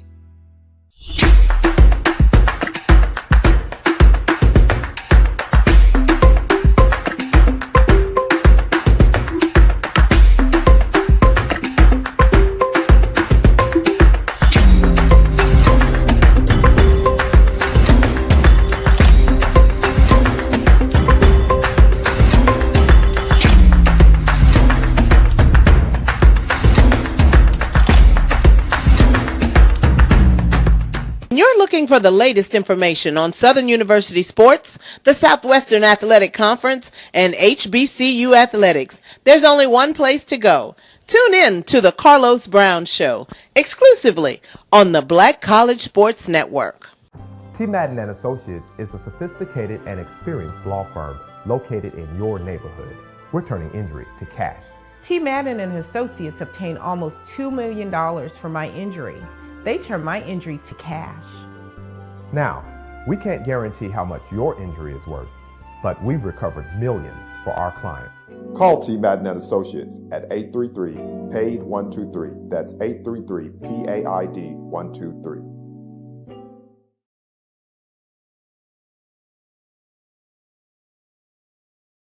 Stride K-12 powered schools are ready to put over 20 years of being a leader in online education to work for you. Dive into curriculum designed for the online classroom. Team up with state-certified teachers trained in virtual instruction. Take control of your child's education journey. Discover the power of personalized learning with a leader experienced in preparing kids for a future they can be excited about. Take charge. Stride K-12. Enroll now for the fall.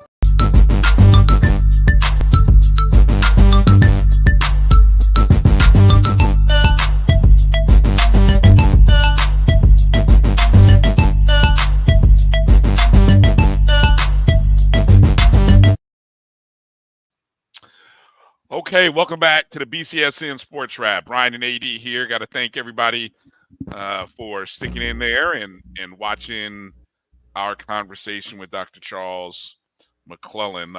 Yeah, for a second, Drew, I apologize. I'd forgot you were in that conversation there with Doc and I, and so I kind of mentioned that. So takeaways, big takeaways. There's a couple different things. I highlighted some different comments from some people, which we can get into here. But as you listened and you think back to that, what kind of things stand out from that conversation with Dr. McClellan? I got 3 points that I want to bring out. And these actually kind of in reverse order of the conversation. The one about institutional aid and scholarships, the breakdown of how financial aid is calculated on the FCS level versus the FBS level, which is another hindrance for FCS schools who are considering going from the FCS level to the FBS level. While we do have a handful of institutions who are at the $4 million plus mark, and you have to be up over north of $6 million in scholarship dollars, and 200 and some odd actual scholarships. The way that that's calculated changes. So where even though those institutions who are north of $4 million may only be giving out, say, 2.5 in actual athletic aid, which means they don't have to just come up with that other 2 million to go from 4 to 6. They now have to come up with 3.5 million to go from the 2.5 that they're giving in athletic aid to get up over that $6 billion mark. So I thought that was very significant. That's number one. Number two, we are one generation away from being college educated. We haven't generated the wealth. I think that's important to keep in mind as we see the growth of our HBCU institutions, because let's be real, Brian, most of our grandparents did not attend college. Grandparents, yes. You and me, our generation, correct. Yeah, most of our grandparents did not attend college if you're in the 40 plus range. Correct. A lot of our parents did not attend college. My mother did. My father did not. And I know both of your parents did attend college, but my mother attended college, and my mother did not attend an HBCU, whereas both of your parents went to an HBCU, met at an HBCU, and produced you for some strange reason. But they were first generation graduate, college graduate. They were the first in their family. Yes, right. But my father did not attend college because my father went off to this little spat called the Vietnam War. Mm-hmm. So, and after coming home from Vietnam, college was not his priority. He gave it a shot, but you know, he after seeing what he saw as a 17-year-old youth, college was not the move for him. And there were a lot of males of that generation who fell victim to that. So we are only, and with the education is the opportunity to generate wealth. Well, we don't have generational wealth as a people where we can pass down from generation to generation. You know, we're just now establishing those. And like you said, it takes 100 years to get to that point, to get to the point where our insurance policies can endow our universities. Our estate can endow part of our estate when we pass away, could go back to our university. We don't have a whole lot of people at that level yet. But the number one thing, and it's kind of where he started everything off, we were talking about the streaming, media rights, TV rights. And he said, revenue is generated from eyeballs. Revenue is generated from eyeballs. If you do not believe that statement, then you have not paid attention to what has happened at the P5 level over the last 2 weeks. Starting with Colorado. Wait, let's back it up a year. Yeah, back it up some. With USC and UCLA. Nope. Even further. Texas and Oklahoma. Bingo. Then USC, UCLA. Mm-hmm. In Colorado a couple of weeks ago. Washington, Oregon, following them, along with Utah, Arizona, and Arizona State. So all of this kind of is playing together. So it's real. It's really interesting. But that statement, hindsight being 2020, I think that was the most important thing that he talked about was his revenue generation, and how media rights play a big part in how these conferences work now, and the stability that the SWAC has on the FCS level with its media rights deals. The SWAC honestly may wind up being in better position than some G5 conferences when all this stuff is said and done. Hell, what is it? The WAC, they only getting $4 million a school. We not too far off from that in the SWAC, Brian. Right. I'll leave it right and leave you room to comment. You mentioned the eyeballs, and did you notice in there when he talked about knowing what the numbers are from the ESPN platforms? Now, one of the things that doesn't get reported is a lot of the numbers on ESPN Plus and three, right, which is the streaming platforms, because ESPN doesn't publish that, and they have no obligation to. Right? The same thing. Why you really don't know what Netflix shows rate. You just get told by the Netflix algorithm that this is the number one movie, this is the number one TV show, this is what's popular. You're trusting the algorithms. You have no idea, right?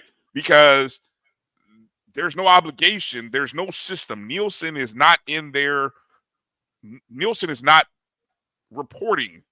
Arbitron.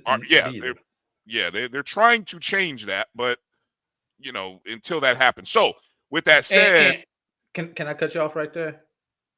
That's also part of what the writer's strike and the actor's strike is about. Are those numbers. True.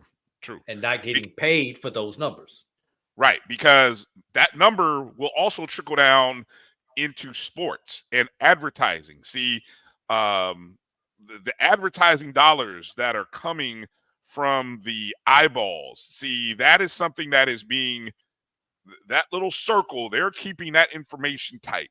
Advertisers know, and Dr. McClellan, he's keeping that close to the vest. He's not, the SWAC is not publishing how many viewers. Now, the stuff on ESPN, ESPN Plus, or excuse me, ESPN2, those are the ones that are rated, and you can tell because there's a rating system for those.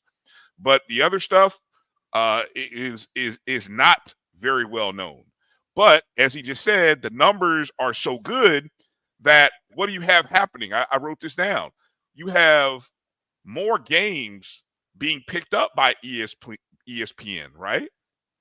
Well, so that means what they're to me, what that says is they're seeing, or whether it be through the advertising buys, they're seeing that, okay, HBCU Go is showing games in a prime time.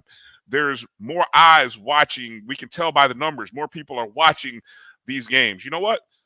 We can move these games up, or we can move them up a network so that more people have access to them. Because if you're getting this amount of people watching from the streaming, which you have to pay for or have to be part of some kind of bundle, imagine now add on the cable subscription element, right? And so I thought that was interesting from that perspective. And I know people are hungry to want to know these numbers. Well, everyone wants to know the numbers because the numbers equal dollars. But it's not like the commissioner is, I mean, what advantage is it for him to put those numbers out there, right? There's no advantage for him to do that. Now, unless he wants to create some kind of bidding war between, which eventually will come, but not right now, I'm sure. But, there's HBCU Go trying to get the games that ESPN is not picking up. And as with the increase of games that ESPN picked up, HBCU Go is having to find, and I thought that was the other point that I found interesting, HBCU Go is looking to get, obviously ESPN is grabbing up the matchup games, right? Right. Well, HBCU Go is trying to pick up the next best game that showcases the HBCU culture. What's a good fit? And there are a lot of those games out there because you still have out there, yeah, matchups every weekend. Right. What they also have to do is HBCU Go wants the big dogs. When the ESPN schedule first came out, who HBCU Go did not have a game with? The team that was predicted to win the Eastern Division, Florida A&M. Why? Because ESPN had picked up or has already 8 of the games. And the only games at the time that they did not pick up were 2 FAMU home games against Division II opponents, and there's a Mississippi Valley game, but that's at Mississippi Valley State. So that left just 3 games that weren't going to be on the ESPN network type broadcast. So what did HBCU Go do? They said, well, of the 3, let's get the home opener for FAMU, who has the longest home winning streak, right? And yes, they're playing a Division II team, but it's a pretty good Division II team. But more importantly, we get to feature Florida A&M, who many people believe, including myself, will come into that game off of maybe 1 to 2 wins, and it'll be their home opener. So they grabbed up the West Florida game. right? I mean, they had to. They didn't have a FAMU game, and you know, if you look at the schedule, you want to have a FAMU game on your schedule, just like I'm sure they wanted a Jackson State game. Although I think all of the Jackson State games are scooped up on ESPN, if I'm not mistaken. Southern, I believe they probably have. I don't have the HBCU Go schedule in front of me, so I don't know. I think they maybe picked up a Southern game as well. So those were the two things that kind of that I took away from that, and just that 80% of the football games are on TV. 80% of SWAC games on now. Drew, just juxtapose that from 2019. Let's go to 20. We'll just go back just 4 years ago, 3 seasons, 4 years ago, 2019. You'd have to struggle to find games. I mean, you're hoping that somebody's YouTube channel was showing the game if it wasn't picked up on ESPN, right? And so now you've got 80% of the games being shown on ESPN. Or HBCU Go. Or HBCU Go, right. Right. I thought that was fascinating, outstanding. That's some great opportunities for coverage. Let's get into some of these questions that I saw in the chats by a lot of people. You want to do that for a second? Yeah. Can I hit this one first before you? Well, there's a lot. That's there. Did you see the start? There's a lot of them in there. There's the ones that are way before that one that you just hit. I know you want to get to that one, but did you see all the other ones before that? Go ahead and hit that one that you wanted to talk on then, since that one is right there. But there's some other ones that were earlier that I wanted to address. Yeah. EA, the schools are not paying the SWAC office anymore. SWAC office gets their money from the media rights deals. The schools no longer have to pay and write a check to the SWAC office. And after all the bills at the SWAC office have been paid, I know for a fact that each school took home north of $1 million last year. And that brings up, I saw someone in the comment talk about the SWAC is, and I think I replied to this. I couldn't tell. I don't know if this was Miak Mike or Franklin who was talking about the money. I saw that comment. Look, the SWAC is in a better financial place than they have ever been. That comes from Dr. McClellan. That comes from the schools. And that point you just made helps to further illustrate that. Now, I know people want more. Everybody wants more. But damn, from nothing to some, that's pretty damn good. You went from owing money to keep the doors open to now you're actually receiving money every year. And the number is going up every year. Sure, it may not be taking the big jumps that everybody wants to make. You know, everybody wants to go from, you know, you won 5 games this past year. Oh, now you want to win 10. Damn, where's there's, you know, you don't just go from everybody's 5. Everybody's not Benedict. That's a hell of a jump right there. Yeah, exactly, Drew. So yeah, it takes time. The SWAC needs to show more than one game on the weekends. Franklin, I don't know. Are we talking about football? What are we talking about? There's multiple games on T. I don't know what he was referring to. There's at least one ESPN, one HBCU Go. And I guarantee you, every school still will produce a game that is not on one of those platforms. So the content is out there.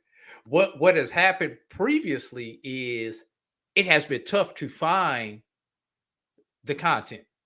Yes. Now, with the bulk of the content being on Plus or 3, plus a feature game out there every now and then on U or 2.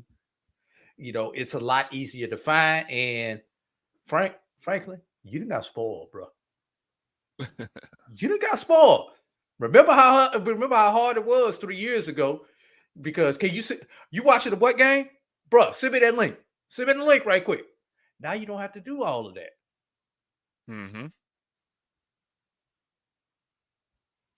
All right, Jamie Walker, more than anything, is there a dispute that as commissioner, this is the best position the conference has ever been in? Jamie, if you listen to that echo chamber called X, yeah, there are people out there who would dispute this. You know who they are. Everyone knows who they are. If you're on social media, you know who are those people that are, I'm trying to phrase it nicely. But I love them. I love them to death. You know what the street committee's saying. Exactly. You know what the street committee's saying. Yes. There are those people who there's that one in the barbershop or in the beauty shop. That's all I'm gonna say. Never happy. Always at one. Never happy. Never happy. In the name of everybody else, never happy. Okay. Miak Mike. Look. Prime and FAMU saved the SWAC from dissolution. I wish Dr. Cavill was still in the chat room. He may be watching somewhere. I don't know. Does anybody else in the SWAC believe this? Now, some of these delusional JSU folks might believe Prime saved the SWAC, but take Prime out of it. Are y'all willing to really give FAMU credit for saving the SWAC? Are you guys really giving Prime and FAMU credit for saving the SWAC?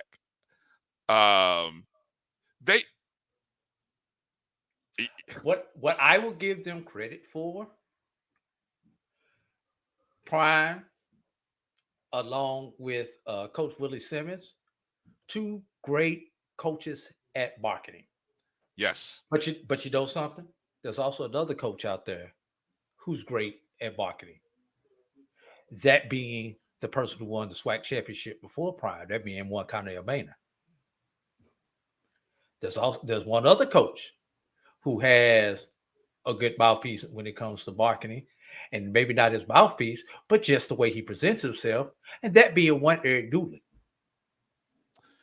But here's the difference that, and I guess if I stop to think about it, I can understand how you believe this, because on the Mount Rushmore of HBCU brands, the blue bloods, Jackson State is a blue blood, Florida A&M is a blue blood. Okay. And so when those two schools are having success, whether it be on the field, other sports, culturally, social media, when they're right, and FAMU hadn't been right. So I'm just gonna give you that perspective. There's a lot that's been wrong at FAMU over the last 2-3 years. But guess what?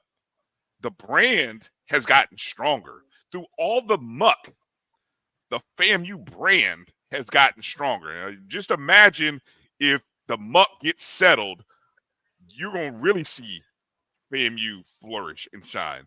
But, yeah, so the extra attention that the SWAC got, those two programs were at their best, and they had two people who understood that we are at blue blood institutions, and there's an advantage to that. But I wouldn't give them credit for saving the SWAC. I mean, strategic decisions by Dr. McClellan saw the opportunity to, when it was time for FAMU and Bethune. And trust me, I think Bethune joined. Think about this, Drew. Bethune joined the SWAC a year in a prior to literally shutting down all of their athletic programs. If joining the SWAC happens after that, or if the opportunity if they would have known that all their athletic programs were going to shut down, do you think they would have joined the SWAC? I don't think they would have. So I don't know. I think they followed Florida A&M and saw that that's a partner. And just like what happened when they moved from the SIAC to the MEAC, Bethune followed suit, and it's benefited Bethune. I mean, look, it really has. All right, some more questions from Jamie. What innovations do hardcore followers of the SWAC want to see implemented by conference leadership? I saw one in innovations. I don't know if this is an innovation, but I saw somebody post that they would want to see more women's basketball, or that they thought that the SWAC should, maybe through their SWAC digital network, feature more women's basketball, sort of capitalizing on the Jackson State women's program. I think the SWAC digital network should be more of a focus of women's sports in general, volleyball, basketball, and softball, because the HBCU goals, the ESPNs are going to pick up the football, the men's basketball, and the baseball. Mm-hmm. So what are we doing with SWAC digital? It's there. We have the technology. We have everything in place. Let's use it. Yeah. That's how. Hey, here's one other. And that's us. Also, I was going to say also, a lot of our non-real sports. Let's see some bowling. Let's see some tennis. Let's see a track meet on SWAC digital. Let's use it. The schools can set up their own stream and simulcast it to SWAC digital. There, you just said it right there. Simulcast. It's not hard. It's not hard to simulcast from one platform to the SWAC digital. Not hard to do. Especially when SWAC digital is on YouTube.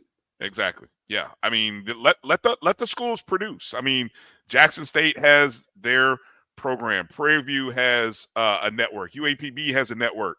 FAMU has a network. Everybody has or most of the Bulldogs, Alabama A&M have a network. Alabama State has a network.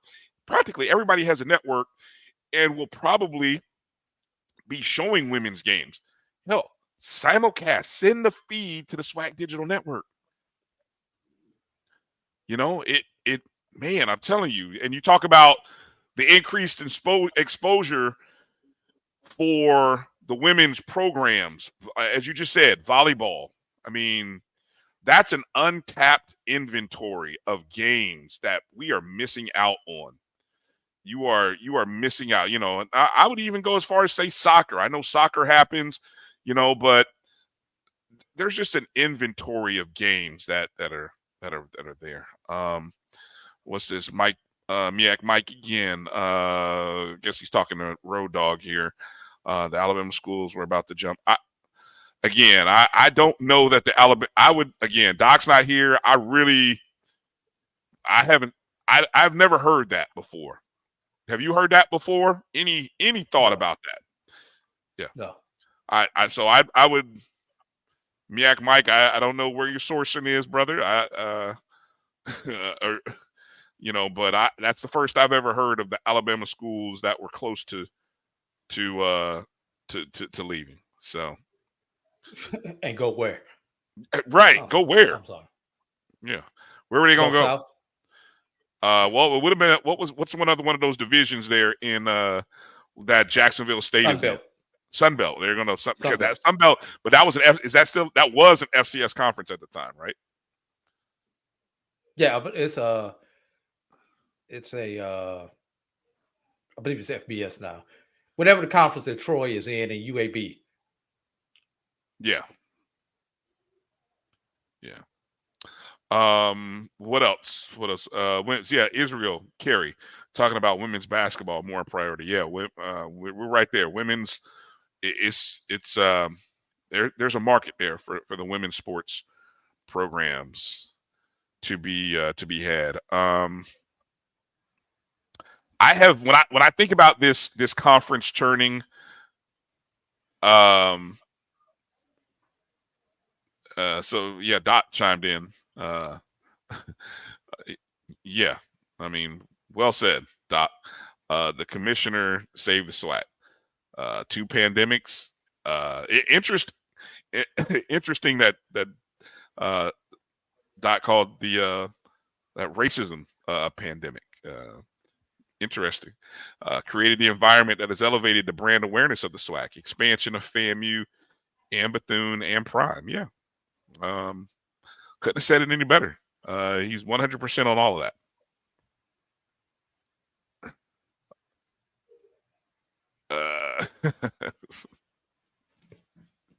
There you go, Franklin. Ashley Robinson saved the SWAC. I look, you just don't want to give Dr. McClellan any credit. So go ahead. You want to give Ashley Robinson all the credit? Yes, he hired Tamika Reed. Yes, he hired Coach Prime. He went out on a limb and hired Coach Prime. Yes, then he got Mo Williams. He single-handedly has saved the SWAC. And so, speaking of Ashley Robinson, that was one of the notes that I wanted to bring up, Drew. See how I set up the transition? You did. In the world of athletic director news, 3 interesting moves happened over the past week. One, I guess we'll start with the news that during SWAC Media Day, it was largely believed on the eve of that day that Ashley Robinson, who was Jackson State's athletic director since 2018, was going to be heading back to Prairie View A&M. I put it like this. Our sources tell us that the pen was in hand. I don't know, whether Jackson State came in with an 11th hour, like an 11th hour and 58th minute Hail Mary. Hail Mary. Yeah, I don't know what kind of bag they can. Here, Ashley Robinson was under contract. He had just signed an extension through 2026, I believe. So theoretically, Jackson State was too much. Is that? Yeah. So I don't know. Was there a buyout? Did you hear about? Was there a buyout? I'm just saying. I'm pretty sure there would have had to be some type of buyout. I don't know. He could have resigned. He could have just flat out resigned. But usually, if you're under contract, that means you can't go to work. I didn't hear about there being. That's just normal. That's just normal. I don't know if that is in this case. And I'm just purely speculating. Yeah. So whatever happened, whatever. Oh, Dot, that's a good one. Now you talk about saving somebody. Yeah, I don't know about saving the SWAC, but yeah, Ashley Robinson, that's a good one, Doc. So Jackson State made the decision. I'm reading an article here. This is the HBCU Sports on August 2nd. It's reported here from the Jackson State interim president, Elaine Hayes Anthony. A.D. Robinson is staying at the I Love Jackson State University. We huddled up, as they say in sports, and we came out a winner. I'm so pleased to have him as part of my administration. Again, we're talking. Ashley Robinson was not at SWAC Media Day, unlike he had been there the previous couple years. Of course, those previous 2 years with Coach Prime. And the contingent of Jackson State folks. So the speculation was running rampant that he was headed off to Prairie View. Where he previously was before coming to Jackson State. But that didn't happen. And so the next day, Prairie View named a new athletic director, according to HBCU Sports on August 3rd. Prairie View A&M has selected Anton Goff as its new athletics director. Goff served as the senior associate athletics director at Northern Illinois University. Tamika P. LeGrand, the school's president, said, "We conducted an extensive national search for this position. Mr. Goff stood out not only because of his extensive capabilities and experience in leading intercollegiate athletics in different settings, Division I programs, mid-major programs, and HBCUs, but also because of his character. Goff has over 25 years of experience in athletic administration. Prior to his role at Northern Illinois, he served as a director of athletics at St. John's University, the University of Hartford, and Bowie State. So Goff will begin as Prairie View's new AD on August 28th. One door closes, another one opens. And so Robinson stays. Did Robinson hire Willie Simmons? Oh, at Prairie View. At PV, yeah. Okay. So I see Robinson has an eye for hires. He definitely has a he definitely has an eye for picking some talented people. And then one other AD administrative news, which if you had a chance to watch Dr. Cavill's Inside the HBCU Sports Lab this past Thursday, episode 416, if I have the number correct, he had on his show Dr. Karen M. Carty, who was named at the end of July as the Director of Athletics at the University of the Virgin Islands. Carty became the first athletics director in UVI's 61-year history. Female athletic director. You left the female off. I'm sorry. First female athletics director. Yeah, okay. Appreciate that. Quote from Dr. Carty in this article on HBCU Sports. To be the first female AD at UVI is a major accomplishment, but what is even more special to me is that I get to serve in a leadership position on the campuses where my parents attended college. UVI has been in my blood since I was born. I look forward to working hard to usher UVI athletics into a new era of success. She is a Norfolk State grad, spent a couple of years as the assistant commissioner for strategic communication at the MEAC, and also served as the conference's primary media contact for football, men's basketball, and softball, as well as the commissioner request and broadcast initiative. She also was an executive producer for the MEAC Digital Network. She served in various marketing and communication roles at Grambling, South Carolina State. So they really, and it's a fascinating conversation. So I would encourage you, episode 416 of Dr. Cavill's Inside the HBCU Sports Lab. You can go back and watch it right here on the JBN YouTube page. You can also, if you download the BCSN Pod Zone, plug time, shameless plug, BCSN Pod Zone, everywhere you listen to and download podcasts, you can find that episode 416 with Dr. Carty. But Drew, I think she is somebody that the UVI is going to be joining the GCAC, and in order to increase the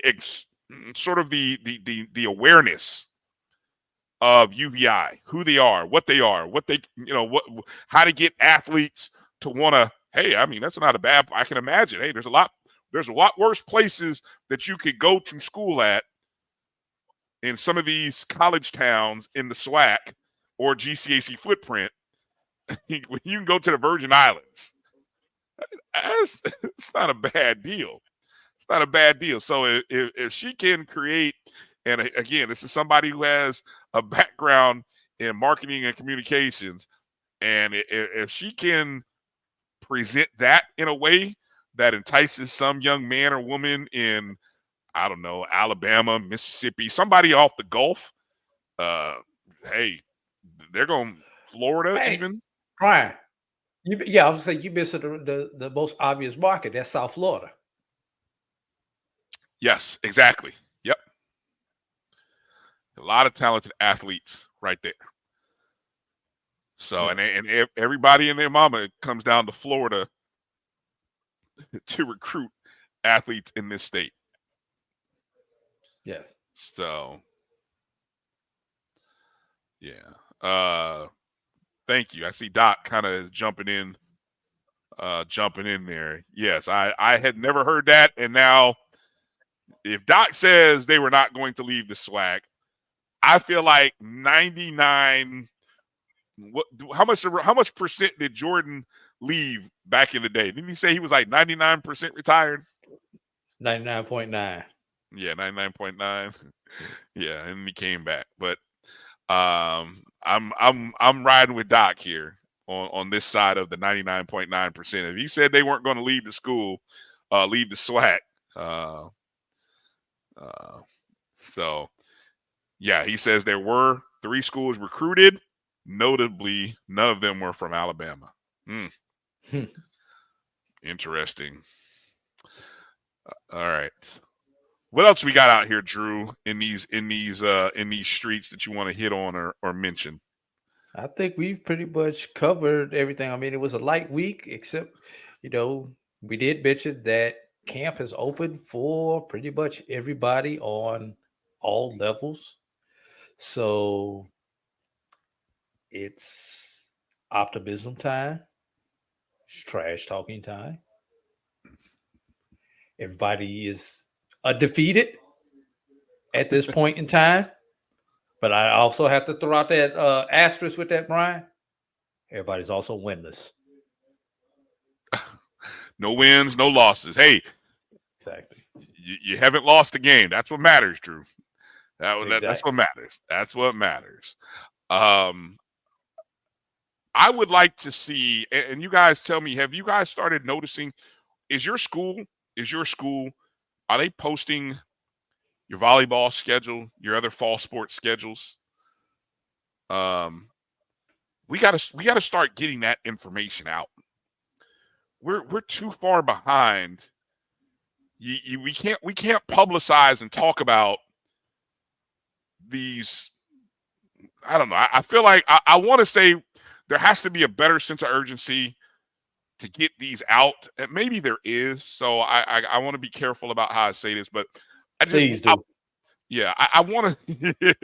There's a lot that go on behind the scenes, Brian. Yes, I know. That's all I'm going to say. I know, but damn it, man, can we get these schedules? A lot of time, it's not the fault of the Office of Sports Information or Athletic Communication. I didn't talk about it. Why this is information. Departments. I didn't mention any departments. I'm just asking, can somebody, express a sense of urgency to whomever and say, man, we want these volleyball scheduled out. Basketball schedules. I mean, I'm starting to see basketball schedules. There are some schools who don't even have basketball schedules complete. Yeah, but there's some who have their non-conference done or that are out. Texas Southern, for example, I saw they posted their non-conference schedule. Now, when you're a program like Texas Southern, you're playing a lot of. Is it still called Power Fives? What are we calling that now? What are we calling that? Who knows, man? Major. Let me call them major. Major. Okay, major Division I programs. They've got a lot of those schools on their radar. The non-conference schedule for Texas Southern, and they might be the first HBCU that's put this out there. So props to Texas Southern. But they've got, let's see, they're traveling to New Mexico, Arizona State, Virginia, Creighton, Oral Roberts, Drake, and then Purdue. That's their November schedule, 7 games. They may catch a win or two there. Texas Southern coach Johnny Jones, they usually have some good teams. Then they play in the HBCU Challenge in December against North Carolina A&T and Howard, December 16th to 17th. They actually have a home game against Samford. That's in Alabama, but that's a home game. And then right before Christmas, or no, right before New Year's, they play a non-D1 team. But I would imagine by the looks of the schedule, let me see, that's 7, 8, 9, 10. They may have an opportunity to add a game or two. It just depends. They don't have any games in the first 2 weeks of December. So unless that's due to final scheduling, or maybe they just kind of leave those dates open, hoping that they can find some more opponents. No, that's it, Brian. That's 28. Oh, okay. Okay. So if you count the okay. So there it is. Yeah, because the conference schedule would be and one exhibition. Okay. And now is there a possibility though, Drew, if they could add another exhibition, I believe. That's it. Or a tournament, maybe if they jump in, there's some exception for jumping into a tournament, maybe. No, okay. That tournament exception, you get it like once every 4 years. So I don't know where they are on that cycle. With that, where they could add a tournament counts only as one game. Gotcha. On your schedule. Yeah, that occurs like once every 4 years. You get that exception. Well, yeah, that's it. Yeah, well, props to Texas Southern for being able to conclude their non-conference schedule, to put it out there, and start drawing interest. And fingers crossed, prayers up, that more HBCUs are able to publish and finalize their non-conference men and women's question non-conference schedule. Yeah. How many W's do you see non-conference for Texas Southern? Yes.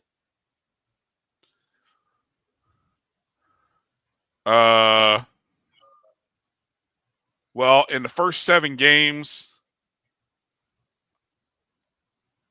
I don't know the roster, but I think there's at least 2 games that are open that they can win. And then the HBCU challenge games will be 50-50 shots. I would set the line at 4. I think they could win 4 non-conference games. This is basketball. We're talking basketball. 4 non-conference basketball. I mean, I would take 4 and 6 going into conference season if I was Texas Southern. Right. I do want to say this. Coming back to that was bad. I want to come back to football for a second. Those of you who pay attention to Phil Steele, if you are not, Phil Steele, I think has one of the best preseason magazines that I have come across. I enjoy not only his FBS coverage, but also his FCS book is really good. A lot of good stuff in there. And one of the things that I found interesting, he does this thing, Drew, where he talks about teams and their stock market, teams whose records will improve from the previous year, and teams who's likely to go have a less than expectation year. He calls it the bull and bear market. Okay. And I'm trying to say, I want to make sure to those who want to know how he does this, and you would appreciate this, Drew. So he calls this a stock market indicator, plus 5.5, which is calculated by taking the average win total from the previous season, or the previous 2 seasons. then subtracting their wins from okay, so this is how he does this. I'm looking at, I'm just going to read it here because I think it'll make more sense if I read it. In 2012, right, he took a particular school that had a stock market indicator, as he calls it, a plus 5.5, which would be a bull market. The plus 5.5 was calculated by taking the average win total from 2 seasons, 09 and 10, then subtracting their wins from the season prior, which was 2011.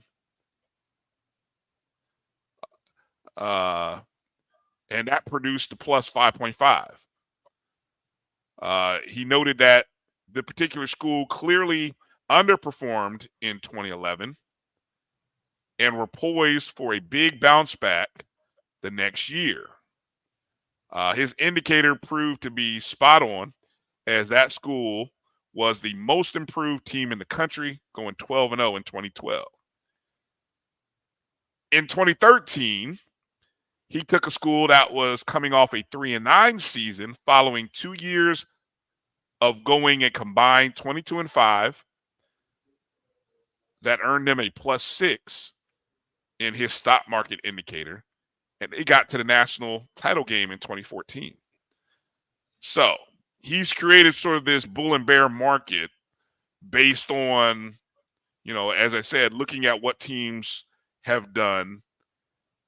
And so the last 2 years, there were 22 teams in the bull market and 18 improved. There were 16 in the bear market and 15 were weaker. That was a 33-2-3 record. So, in looking at his FCS bull market, teams for 2023 that he expects to have a better season this year, there was one particular HBCU. Any guesses who that might be? To have a better season than last year? Yeah. I'm going to guess Alcorn State. No.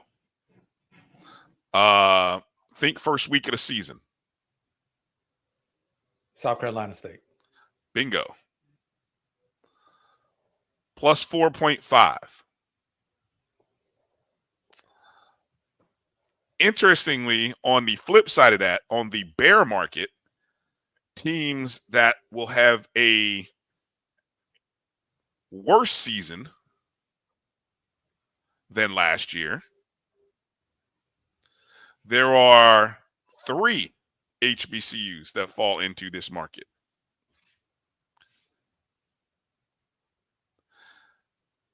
Think first week of the season. Jackson State. Minus 4.5.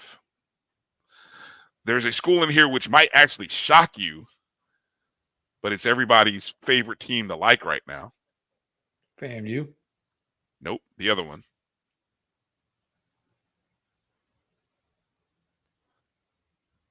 Central. North Carolina Central is rated on his bear market as number 3, minus 5. And then also another team that everybody loves because of their dynamic quarterback.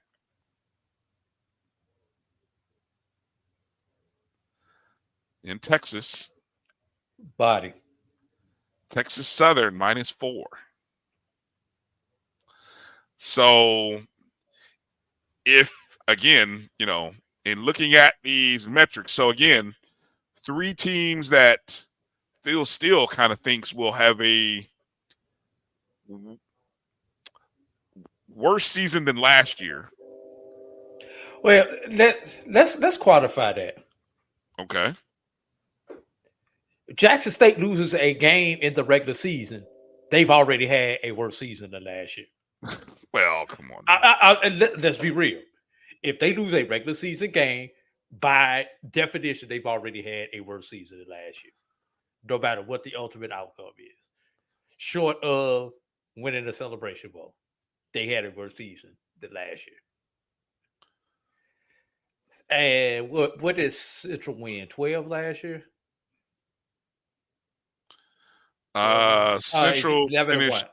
They were 10. 11 Okay. and 1. No, I thought they lost 2 games. Okay, 10 and 2. 10 and 2, I thought. Yeah. Okay.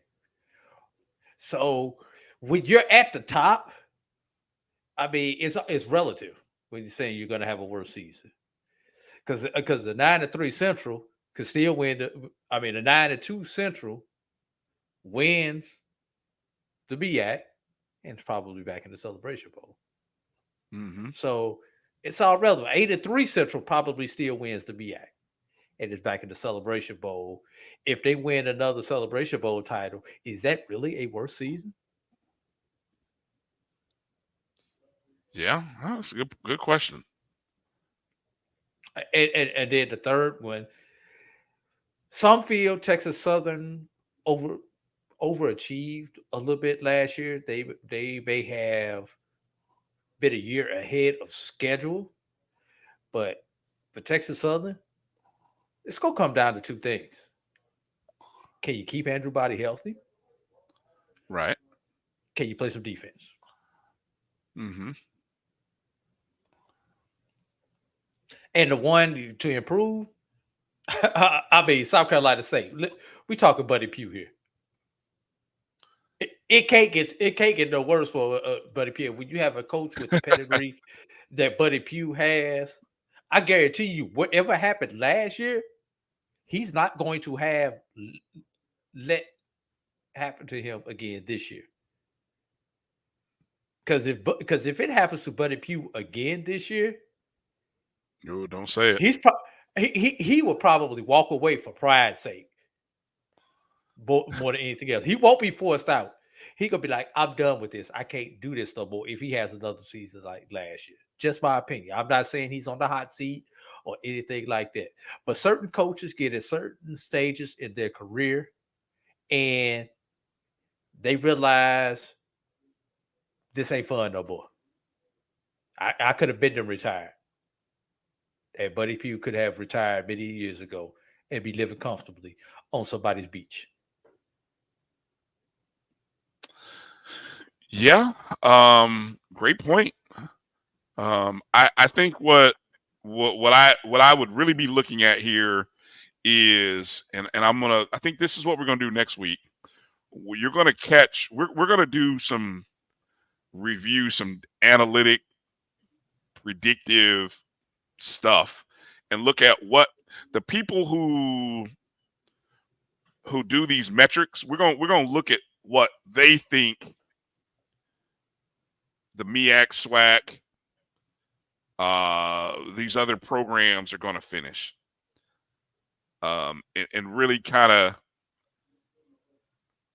look at, because I think right now one of the best bets, if I had a over under, I think we had so much fun with our over under contest, but if I were to set the over under for South Carolina State at 5.5, I mean, they won what, 3 last year?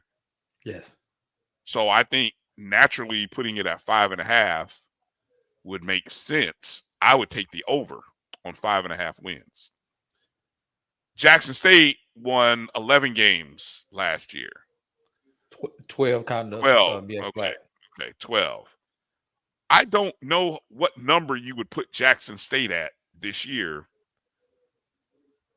8.5? Is 8.5 realistic? 7.5. I mean, again, if you were a betting person, again, you put these kind of over-unders out there to say, where could you get half the money?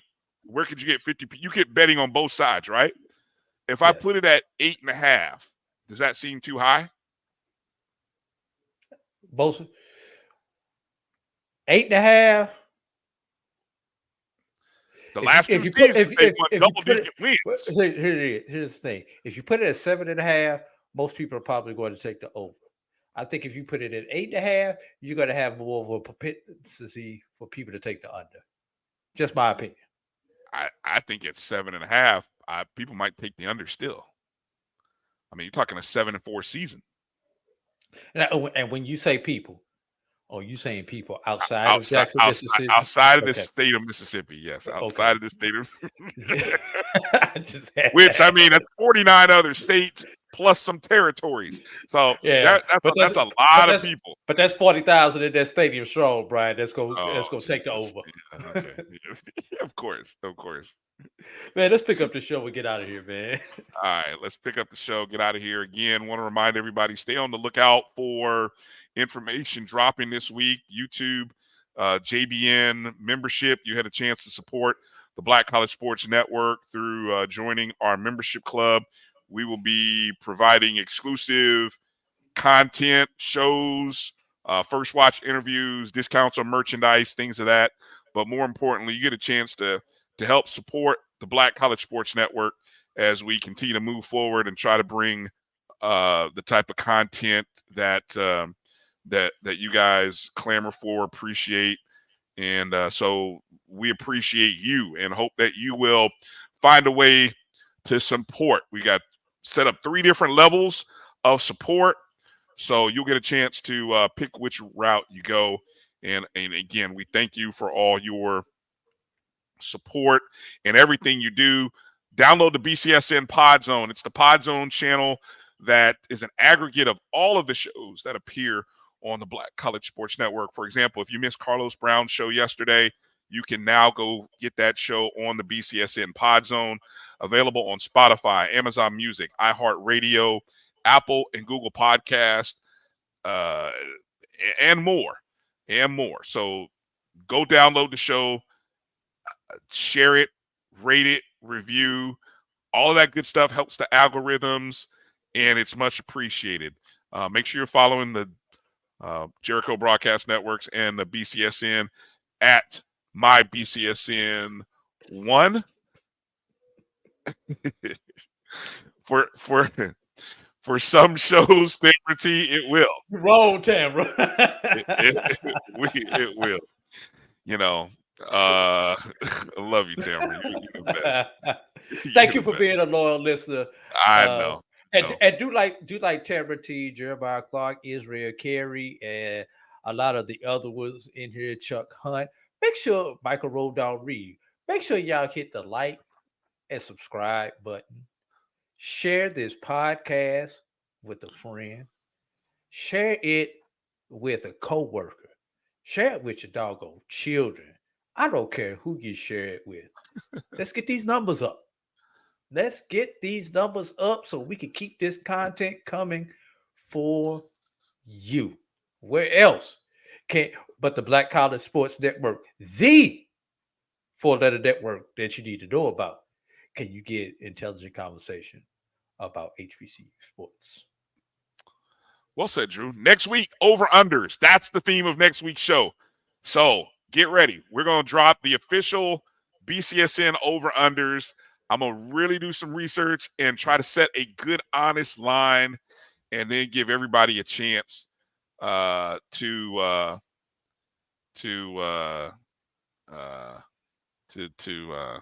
pick their teams. So also, don't forget, coming real soon, SIC Gridiron.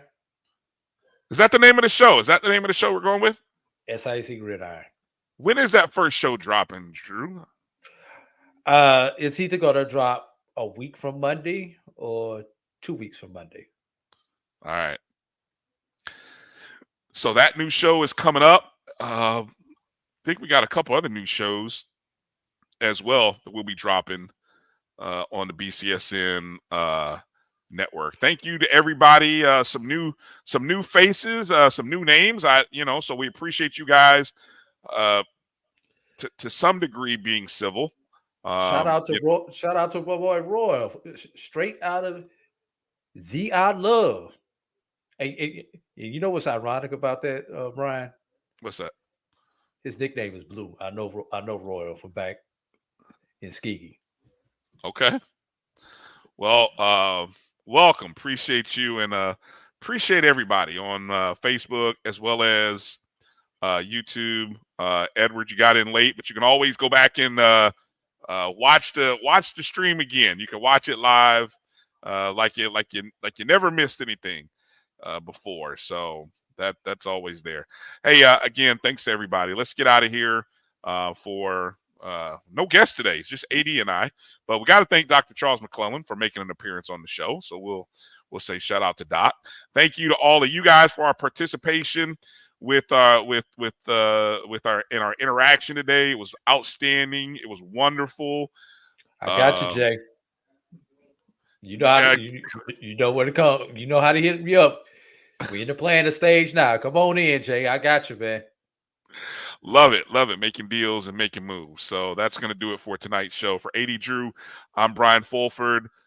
Thanks for watching the BCSN Sports Wrap. Proud to be here into our 7th year of doing this show, and we're looking for the 7th year to be the lucky 7, and we're going to hit it big this year. Thanks for watching, everybody. Be safe. Good night. Peace out. Travel light, everybody. We'll holla.